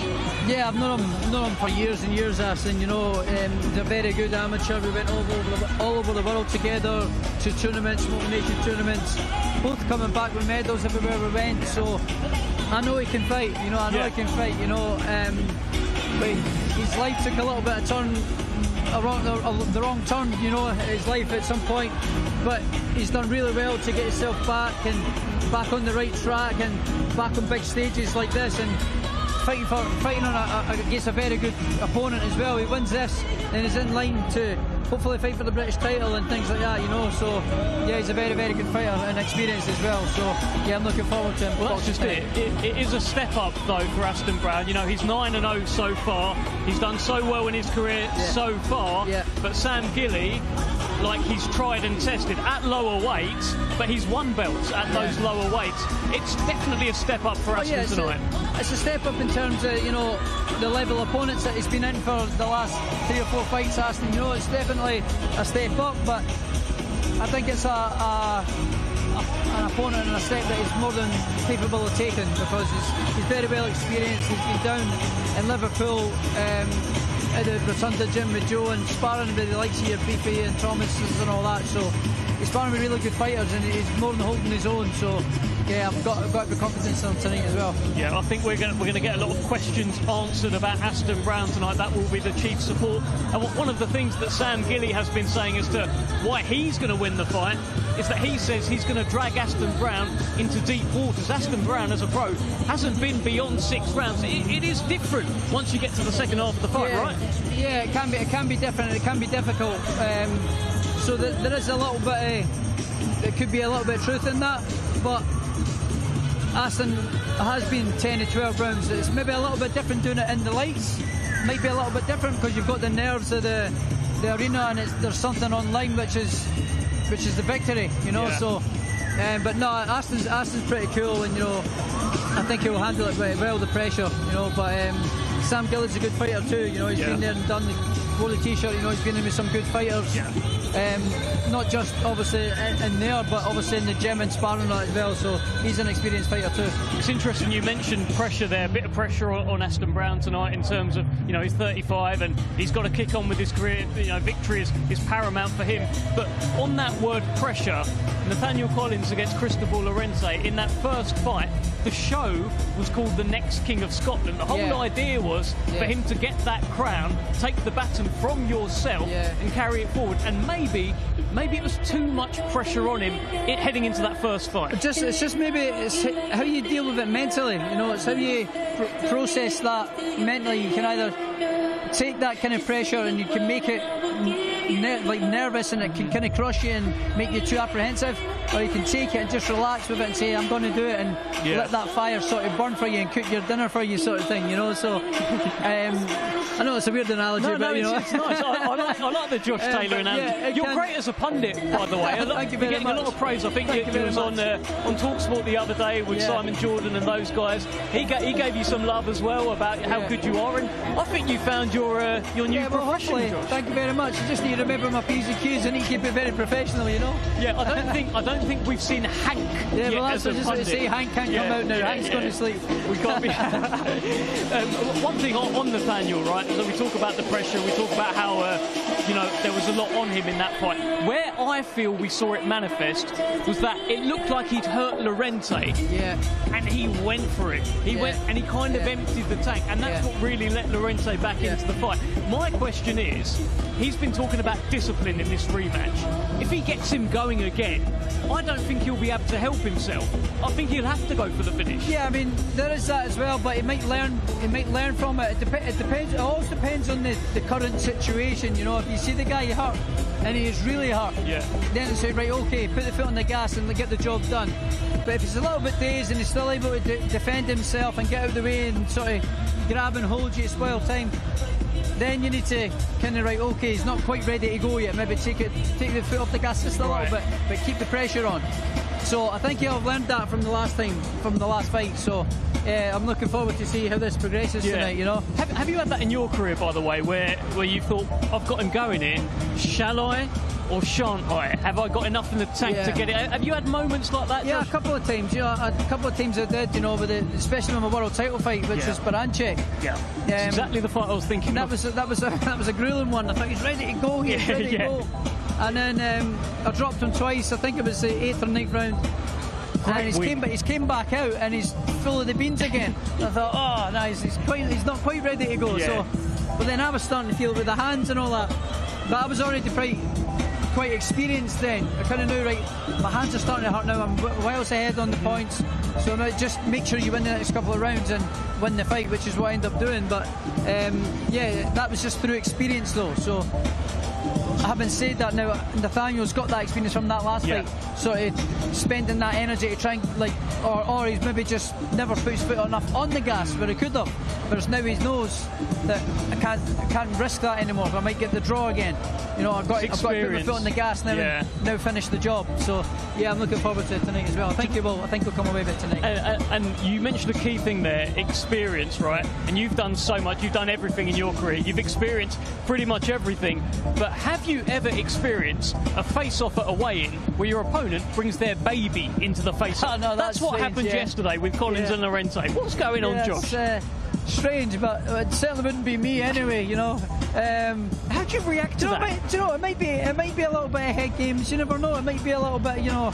You see a little baby, you go, oh, look how he's cute. I hope he good fight. You know what I mean? But I don't know. It's a strange one. He maybe just wants his baby to be up there with him and all that, and see his baby on the stage with him. I don't know. It's a very, very strange one. It was a new one. It was a new one for me. Like the only thing I could compare Definitely it to. would have threw me off. So it would have thrown you off, right? Nathaniel though, like he seemed okay. I'm not sure he even acknowledged the child. He was just looking straight at Lorente. He was unfazed. He's on business this week. Yeah, well that's it. You're in business now. You know, you've done the misery part, the most miserable part, which was last night making the weight. So now on, you're just ready to go. But yesterday on the stage, you'd be like, right, I've done the weight now. I want to get off here and get my food and get refueled.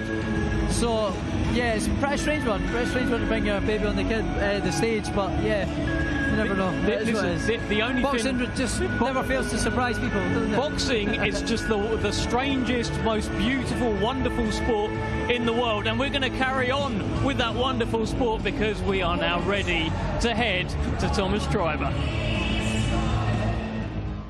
Let's now welcome to the ring, known as the Secret, Latif Bayo Elapai. Well, the last fight on the prelims is a title fight, and one half of that is Latif Bayo Elapai, 29 years old, from Dublin in Ireland, and so far, so good in the pro game. 5 fights, 5 wins, all 5 of them comfortable victories via points. But he does have a handful in there tonight in Marcus Sutherland. But he believes Sutherland has been well matched, and the fighters he's already fought have made him look better than they actually are. We'll see what that's about when the opening bell sounds.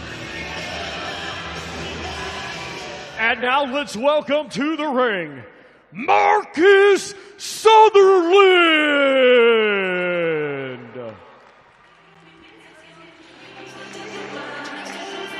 And here is 21-year-old, hard-hitting Marcus Sutherland.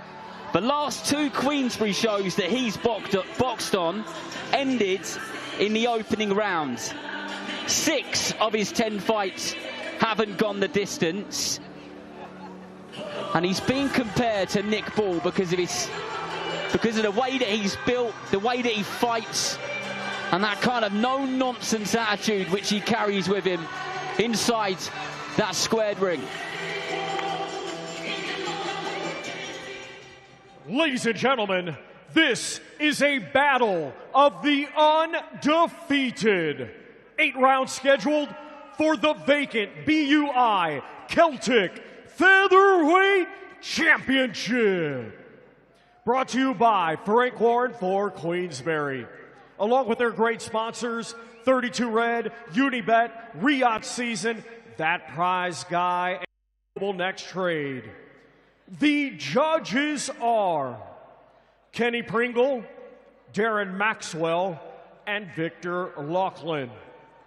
The referee in charge will be David Irving. Introducing first, fighting out of the red corner, he comes to the ring wearing black with pink and weighed in officially at 125.5 pounds. Coming to us from Dublin, Ireland, he brings an undefeated record with 5 victories. Ladies and gentlemen, please welcome, known as the Secret, Latif Bayo Elabai. And his opponent across the ring in this championship contest, fighting out of the blue corner, he comes to the ring wearing bronze, black, and white, and weighed in officially at 126 pounds.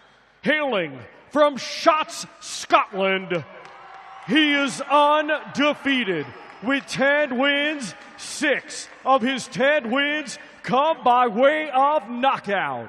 Ladies and gentlemen, here is the current WBC Intercontinental Youth Champion and Commonwealth Youth Featherweight Champion, Marcus Sutherland.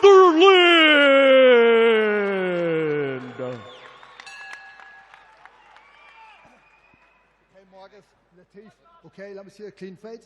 I've spoken to the dressing rooms, you know what I expect. Keep us fight clean at all times and protect ourselves at all times.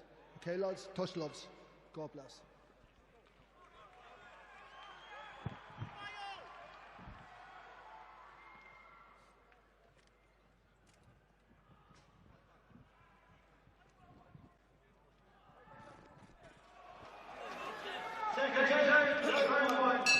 Well, here we go then, 8 3-minute rounds for the vacant BUI Celtic featherweight title. Marcus Sutherland boxing in the orthodox stance in those black and gold shorts.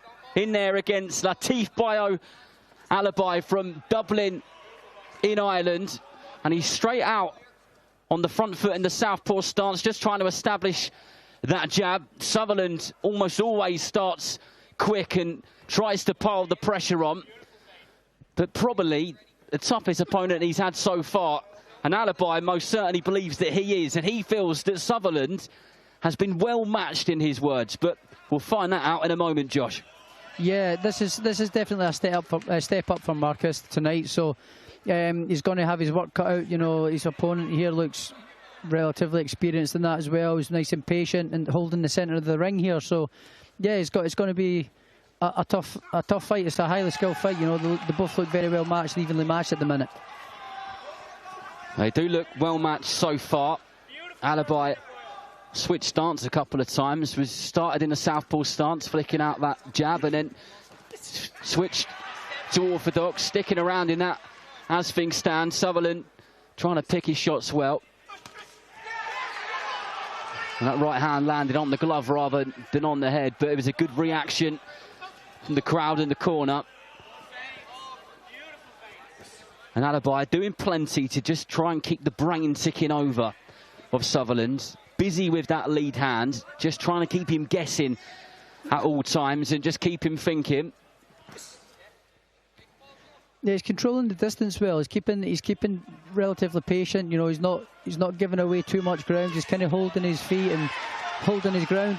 But he's also he's doing very good to keep his range. You know, he's keeping Marcus at range here. Although Marcus has done well a couple of times to get him past the range and land a couple of right hands himself.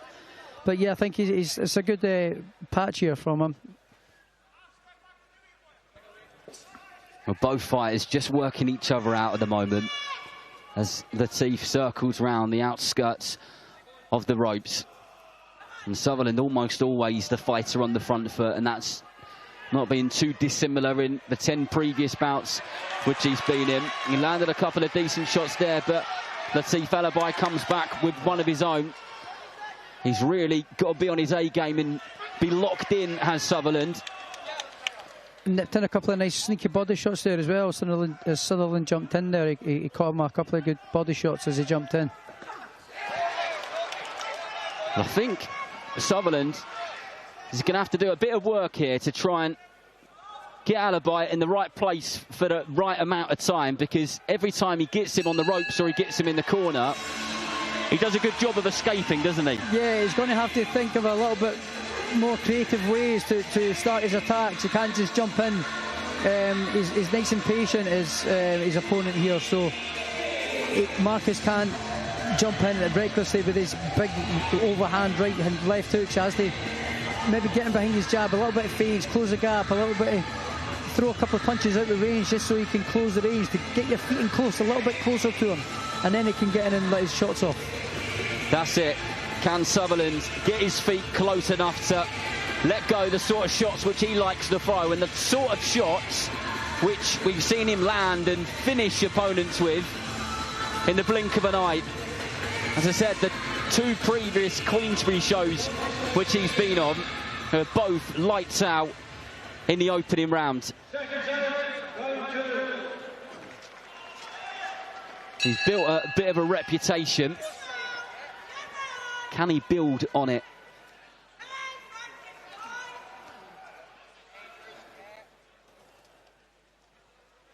Alibi again, starting this round, trying to just control things on that, with that southpaw lead hand of his.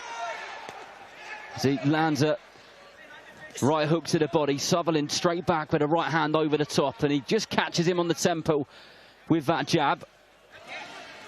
Now, a few times Marcus has thrown that right hand and it has just kind of clipped him on the end of the chin, his opponent, but he's not sort of working his way into it so he can get his feet in a little bit closer. You know, maybe throw that jab or a double jab or a little feint and then get in and throw that right hand, and he'll be able to land it. But he's just missing by an inch or two.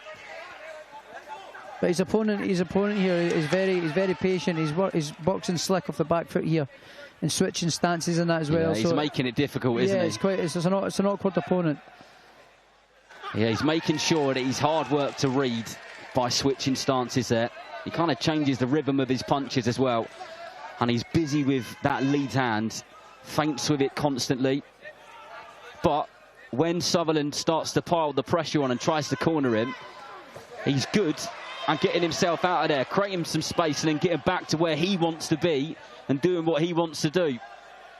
Yeah, he's very, very patient here. He's just looking for that counter all the time. But at the same time, he's leaving his chin wide open. He's looking for the one big counter shot on the back foot. But, you know, he is a very skilled opponent here. He's doing well to evade shots and holding the centre of the ring and sort of holding his distance well. He's holding his range well. Sutherland really looking to get on the inside there so he can start unleashing some shots. We've seen him throw good shots to the body in the past, and there is a body shot, but he gets caught there by Alabai with a lead hook, and the sweat bounced off of his head and just glimmered in the brightness of the lights above us. He's landed some good shots here. And so far, Josh, this really well matched, aren't they? Yeah, they're really well matched. This is a great, very competitive match. Good, highly skilled boxing match. So we go into the last 30 seconds of this round. This one's scheduled for 8. And the BUI Celtic featherweight title on the line. And Sutherland just misses with that right hook. He won't want to miss with many more of those. He zaps the energy out of them. I think this has been a good round for Latif. You know, he's boxed well at that range. He's been very patient, but holding the centre of the ring. And he's caught Marcus a couple of times as he's came in. So I think that's been a good round for Latif there. What do you think Sutherland needs to do to, I guess, break and enter? Because he's struggling to do that at the moment. He's kind of just jumping in out of range. He maybe needs to be a little bit more creative with his offence to close the distance. You know, throw a couple of maybe feint shots, like throw a couple of shots just a little bit short, so you can keep your feet in closer to distance, and then throw the meaty punches, you know. Just a little bit of creativity in his offence. He has got good punches and he has landed some good shots, but a little bit more creativity in between what he's doing, you know. Maybe just throw a couple of shots just short of the target, so to get the reaction out of his opponent, he can get close the gap, and then he's in range to throw his actual punches then. So it's just a little bit of creativity he needs to think of with his offence. Well, let's see if he could put some of that into action. I'm sure there's some similar words being shared in the corner there. But at the moment, I've got this very, very close. I know we're early on into the fight, but hard to split them at the moment. As Sutherland straight out and goes to a jab to the body, but misses and finds himself in open space. And good stylish boxing here from Latif Alabai. Good start to this round from Latif here.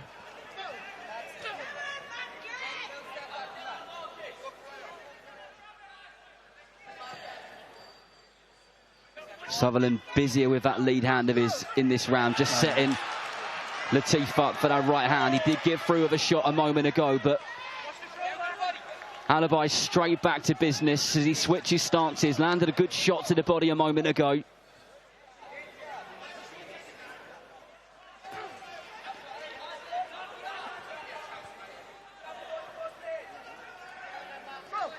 Yeah, he's been quite awkward here, Latif, you know, but he's been intelligent with it. You know, he's got that kind of awkward style. He's got that long range with the jab, and he's looking like he's been very inviting to invite you in, but he's catching Marcus as he's coming in every now and again. So he's started a good round. Good round. Yeah, he does stuff to try and encourage Sutherland to throw something or come forward. And then he's good on the back foot. He'll throw like a check hook and get himself out of there, and then he'll switch stance and be back in there. And he's doing it exactly the same thing now. Yeah, now he's using his length now to keep Marcus off. He's keeping that paw and jab and just touching his gloves just to keep him at bay. So this is when Marcus needs to kind of maybe move his head, change the angle, move his feet maybe out to the side a little bit to change the angle, and he can get his right hand off and get his little power shots off. He got caught as he jumped in there again, Marcus, so he needs to get a little bit more creative with his offence now. He needs to maybe move his head off the line a little bit here and there, throw a little jab to the body and a little couple of fast jabs. Not everything needs to be hard and, you know, full power. You can throw a couple of throwaway shots just to get his feet in and get into range. Like now, he could throw a little jab, a little short jab, and then go in for his right hand. Just little moments like that he could be nicking. Yeah, and I guess maybe cutting the ring off a little bit more will help him corner Latif Alabai a little bit better, because he gets him in the ropes, he gets him in the corner, but he isn't getting in there for long enough. And we know that he can be vicious and he can land really good shots, but he needs the time to do it, and he needs the space to do it as well. Yeah, I think this pace suits Latif. He says as he gets caught with a shot there, but I think this pace sort of suits him. This last 30 seconds or so is better for Marcus. You know, he's getting in close and letting his hands go. which is good. He's using his lead hand a little bit more his last 30 seconds. He landed a couple of solid shots towards the end of this round. And I guess he's just got to stop Latif Alibi having anything his way, hasn't he? He's got to nullify any attacks. He's got to get in there, make things really uncomfortable and rough him up. Would you agree with that? Yeah, I agree with that, but it's quite hard because Alibi is good on the back foot. He's quite patient, so what he's trying to do is make Marcus jump in out of range so he can catch him with them sort of little body shots and the little short range shots as he jumps in, which he has done a couple of times. I know that's what I've kind of watched him now. He's figuring out what he's trying to do. You know, he's trying to get Marcus to come in and lunge from far out, which he has done a couple of times, and he's tried to just about capitalised on the mistakes that Marcus has made with the jump in. He's tried to catch him with uppercuts and that, and he's just missed the mark by a little margin. So I can see what he's trying to do here. Yeah, there's been some clever boxing by Alibi, and he's good in the style which he has. Sutherland raced out of that corner then. Stabs a jab straight into the midsection of Alibi, who lands a lead uppercut of his own. And there it is again. He's a very inviting fighter, and you haven't got to ask Marcus Sutherland twice to try and throw something big and heavy.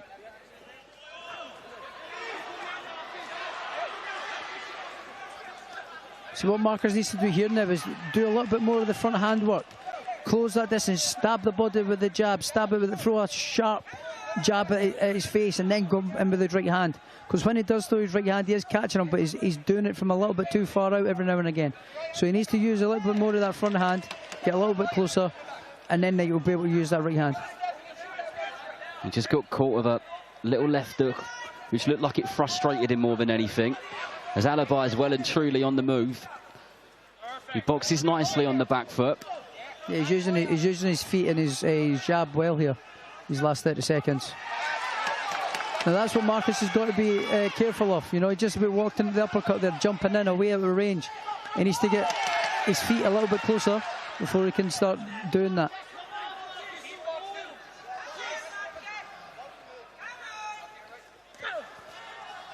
There's that jab.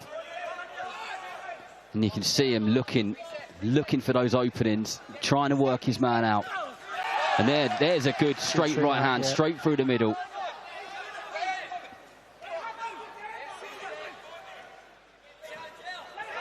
Swing and a miss there.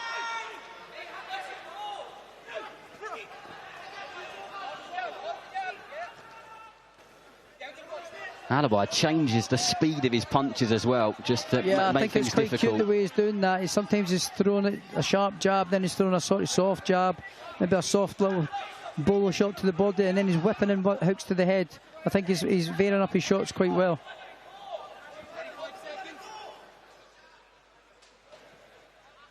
It's given Marcus a lot to think about here. You know, this last minute has been kind of tricky for him. You know, he's given him a lot to think about.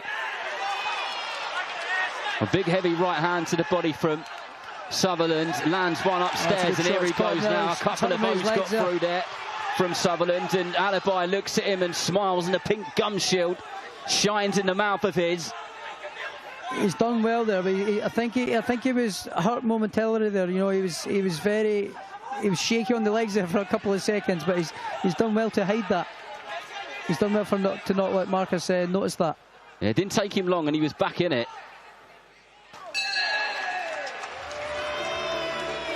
And a few verbals there as he went back to the ring. It was like watching Josh Taylor all over again. Yeah, that's a little bit of verbalness, you know, but that's when you know that you've been caught with a good shot. He's obviously, and he got caught with a couple of good shots there near the end of the round. So, you know, that's a little bit of an acknowledgement. Well, I don't know whether Marcus is going to take that on board or not, but you know it's a little bit of an acknowledgement.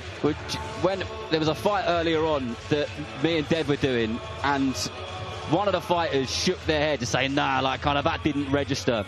And I said, when they do that, it's almost like it definitely did register, and that's why they're acknowledging it, isn't it? It depends. Sometimes, you know, sometimes you can get hit with a good shot, and sometimes it really just doesn't hurt, and just go, go on, go again then. But sometimes you do feel it, and you go, no, and you're like, oh, please don't throw that shot again. I don't want to go down. There's a lot of cadolatry that goes on in there. You know, there's a lot that's happening in between the punches and showing body language and stuff. There's a lot that's happening in between the punches that have been thrown.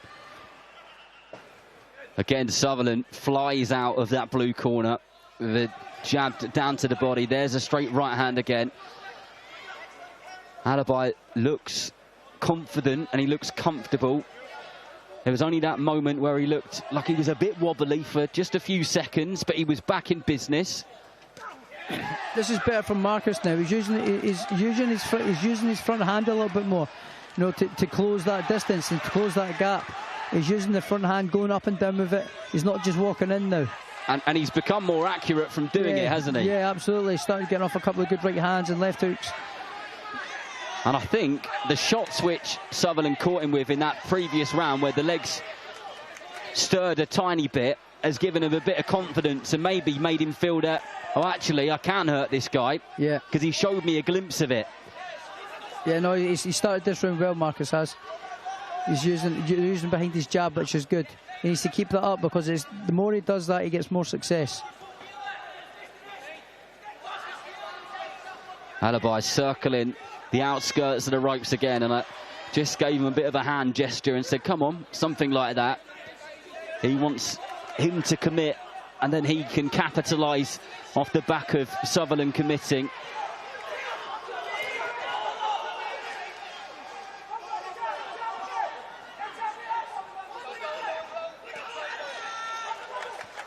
Oh, that was a really strong 1-2 there from Sutherland, but Alibi takes one straight back on the chin. Right back.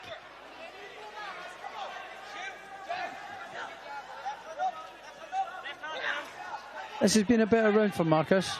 He's been a little bit more busier, and he's thrown a little bit more punches, which is he's managed to get in closer as well, hasn't he? He's managed to get a little bit closer. Oh, he landed a great right hand there.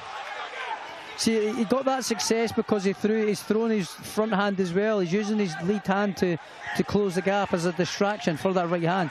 If he does a little bit more of that, he'll get more success.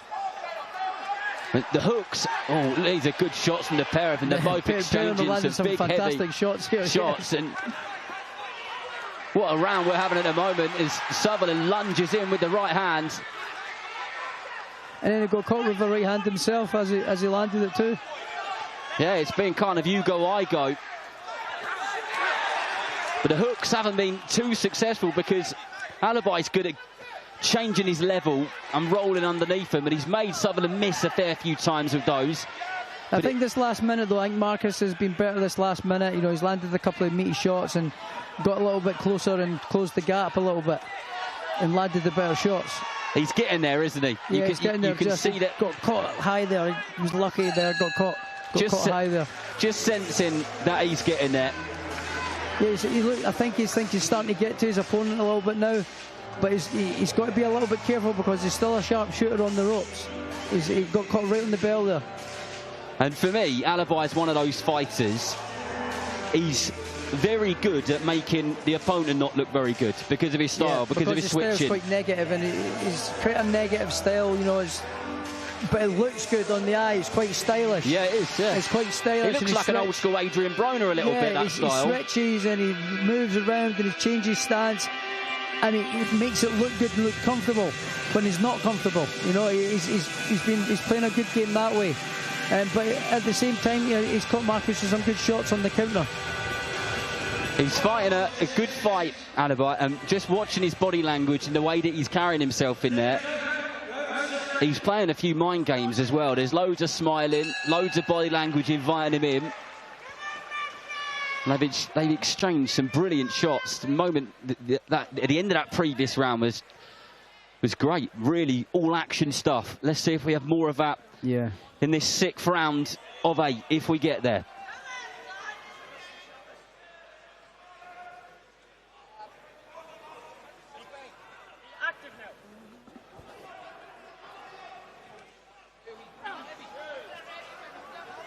Simultaneously, exchange jabs there.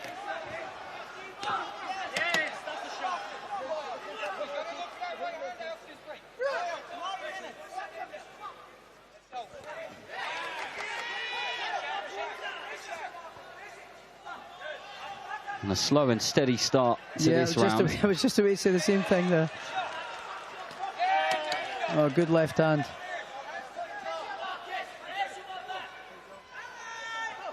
You know, Alibai's pleased with himself when he lands a good shot. He does a bit of a kind of shoulder roll afterwards. He lets you know about it. Yeah.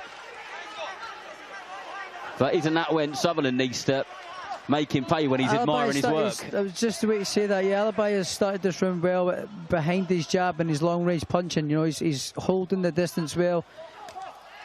And he's caught Marcus there as they come in. Yeah, I think he started this round well, you know. Nice uppercut there from Alibai. Just lifted the chin up of Sutherland.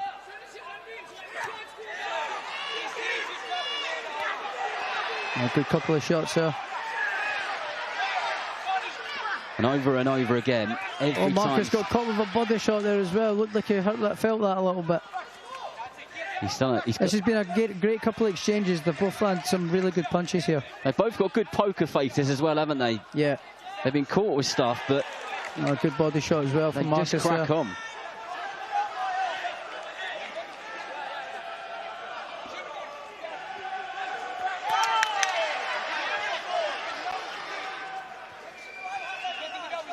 I don't think Sutherland's taken a step backwards in all 6 rounds so far. He's just constantly been on the front foot, partly because that's his style. And I was just about to say, I don't think that's in his vocabulary, no. You know, just take a step back.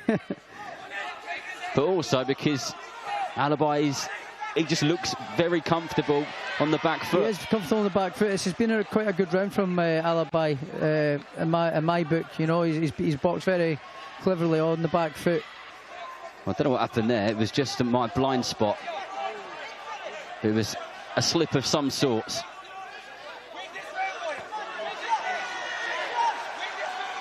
And the corner team of Alibai screaming, come on, you've got to win this round. They want him to finish this round strong. Good slip at it. Left down there from Sutherland at the end. For me, I'm not scoring this round by round. I'm not going to pretend I've written it down round one and so on. My gut tells me it's close, but I'm edging it to Sutherland. I don't know how you feel. I've got it close as well. I'm not really sure. You know, I think it can go either way. It depends really what the judges are watching for. Alibai's been quite good on the back foot, been quite clever. But Marcus has been quite good on the front foot, and he's landed some big shots as well. He's landed the bigger shots. But Alibai's landed some sneaky shots and good jabs and all that round as well. So it's quite a hard fight to score. It's kind of what you prefer, really. It's been quite a good, clean match. Yeah, sometimes complete opposite styles can make awful fights, but these two have gelled really well from the opening bell. We're going to the penultimate round. This fight has flown by. You can't believe we're already going into round 7. Yeah, it's been a quick fight. Marcus has come out. I think he's maybe had some instructions from the corner to maybe put the foot on the gas a little bit, to make sure to get the win. He really loaded up that right hand a second ago. Bit down on his gum shield and threw it really aggressively. And there it goes again. This is where he gets the most success, at the mid to short range. Like holding his ground mid to short range and throwing them short, sharp, crisp shots like that. Not letting his opponent use his fancy feet work.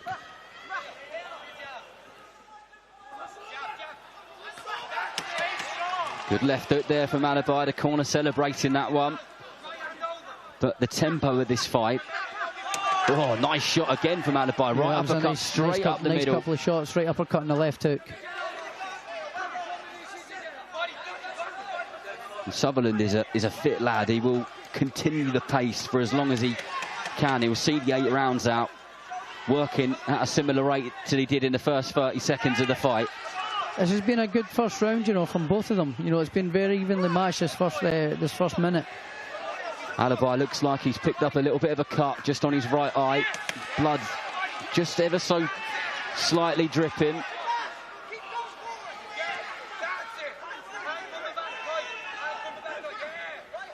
It doesn't look too bad. I'm sure he will be able to see the fight out. If anything, it might become a bit irritating.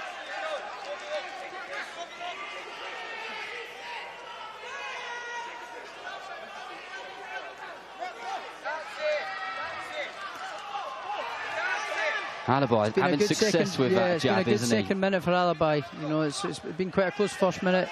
Alibi's second minute of the round. Alibi, 5 fights, 5 wins, all of them on points. He gets caught with a big heavy shot there, but then throws one straight back, and that has been the theme of this bout. As he seems to open up as soon as he's under attack.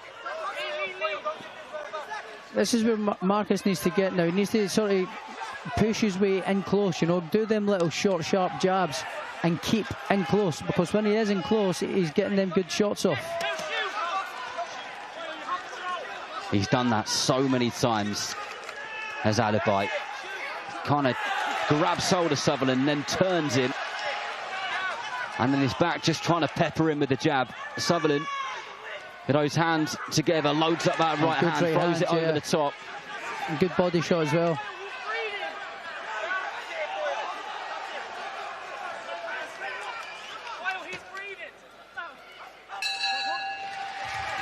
But this is what's coming up from 7 p.m. live on DAZN. We've genuinely got some brilliant fights here. For me, personally, it's Aston Brown versus Sam Gilly. I know Aston Brown's a good friend of yours. Yeah. He's looked sensational recently, isn't he? Yeah, I mean, he's knockout merchant, you know, his last couple of fights, he's put on some real good performances, and I'm pretty sure tonight he's going to be looking to do the same thing, you know. But Sam Gilly's a good fighter too. He's got a fair amount of experience, so Aston's going to be seeing the difference in levels and opponents in this fight. But Aston has been in with some world-class fighters, you know, so it's a very good fight. It's got the makings to be a really good fight. But there's 2 guys that kind of need to win this fight to progress their careers at the sort of last sort of chance saloon kind of thing. So it's an interesting fight for sure. Yeah, I think you've hit the nail on the head there. Gilly is an experienced operator, a good boxer. But I was reminded earlier on that, you know, Aston Brown, he could box as well. He was Team GB and he'd been around the world and everything else. Yeah, he's been all over the world, you know, European Championships, World Championships and Milton Nations tournaments all over the world on the team. I was on the team with him, so he always came back with medals everywhere we went. So he's fairly experienced himself, Aston. You know, obviously the pro games is a little bit different in terms of settling down on your shots and things like that, but it's the same kind of principle. So he knows his way around the ring, Aston does. But this has been a great start to the round. Yeah, this has been a good start. Both just stood in the middle, trading off there.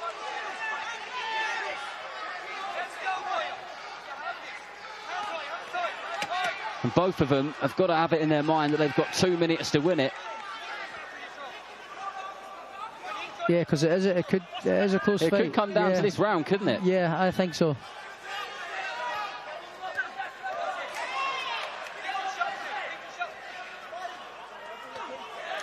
Good left hook there from Marcus on the inside. Yeah, short and snappy there. Oh, Sutherland threw a right uppercut just above our commentary position. And Alibi slipped it and came back with his own and a left hook. Really beautiful boxing it was.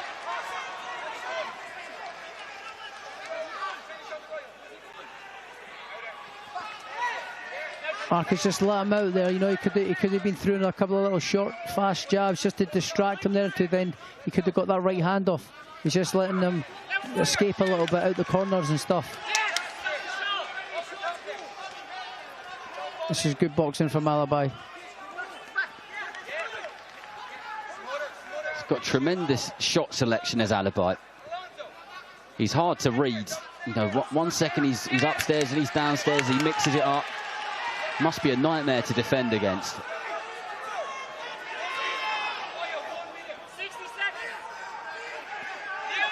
Oh, good little left hook there from him.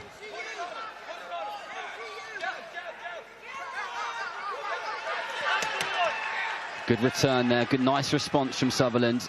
There were some pitter-patter punches upstairs from Alibi, and Sutherland thought, don't try that malarkey with me.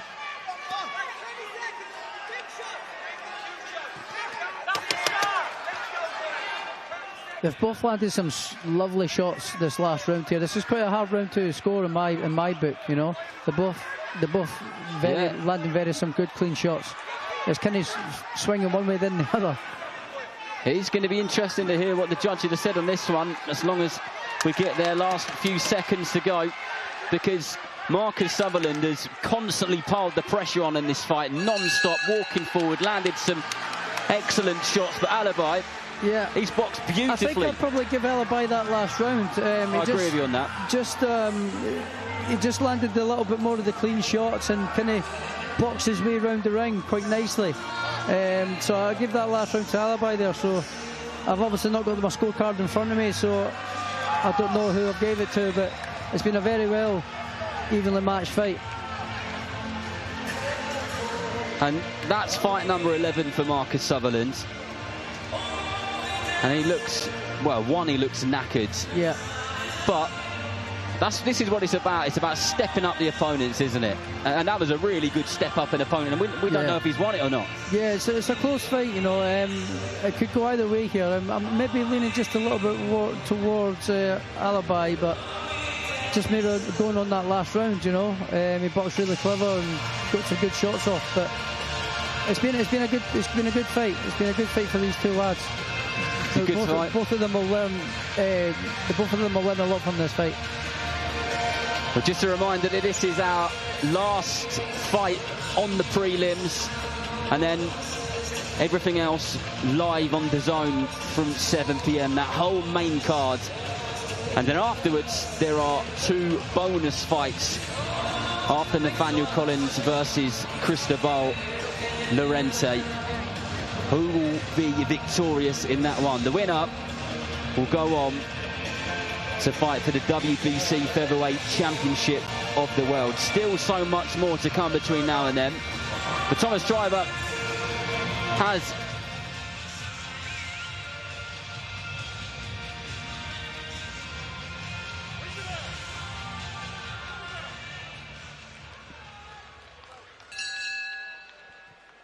Ladies and gentlemen, after 8 rounds of boxing, we go to the judges' scorecards. Judge Kenny Pringle scores it 79-74, and both judges, Darren Maxwell and Victor Laughlin, are in agreement.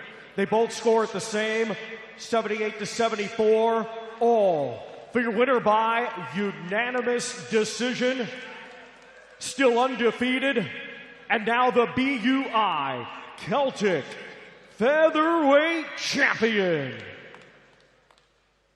the Secret Latif Bayou Alibi.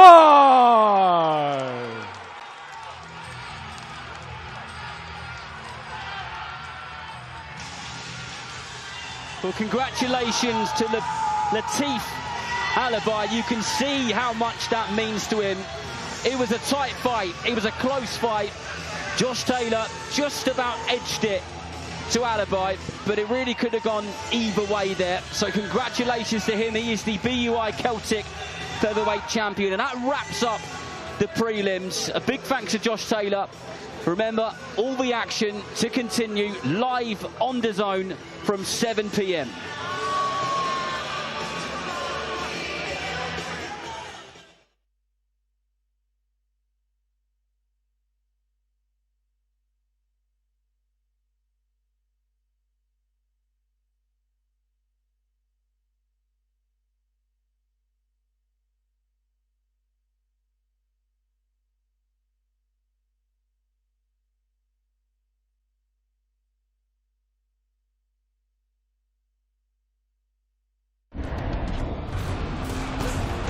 Fight Night on DAZN.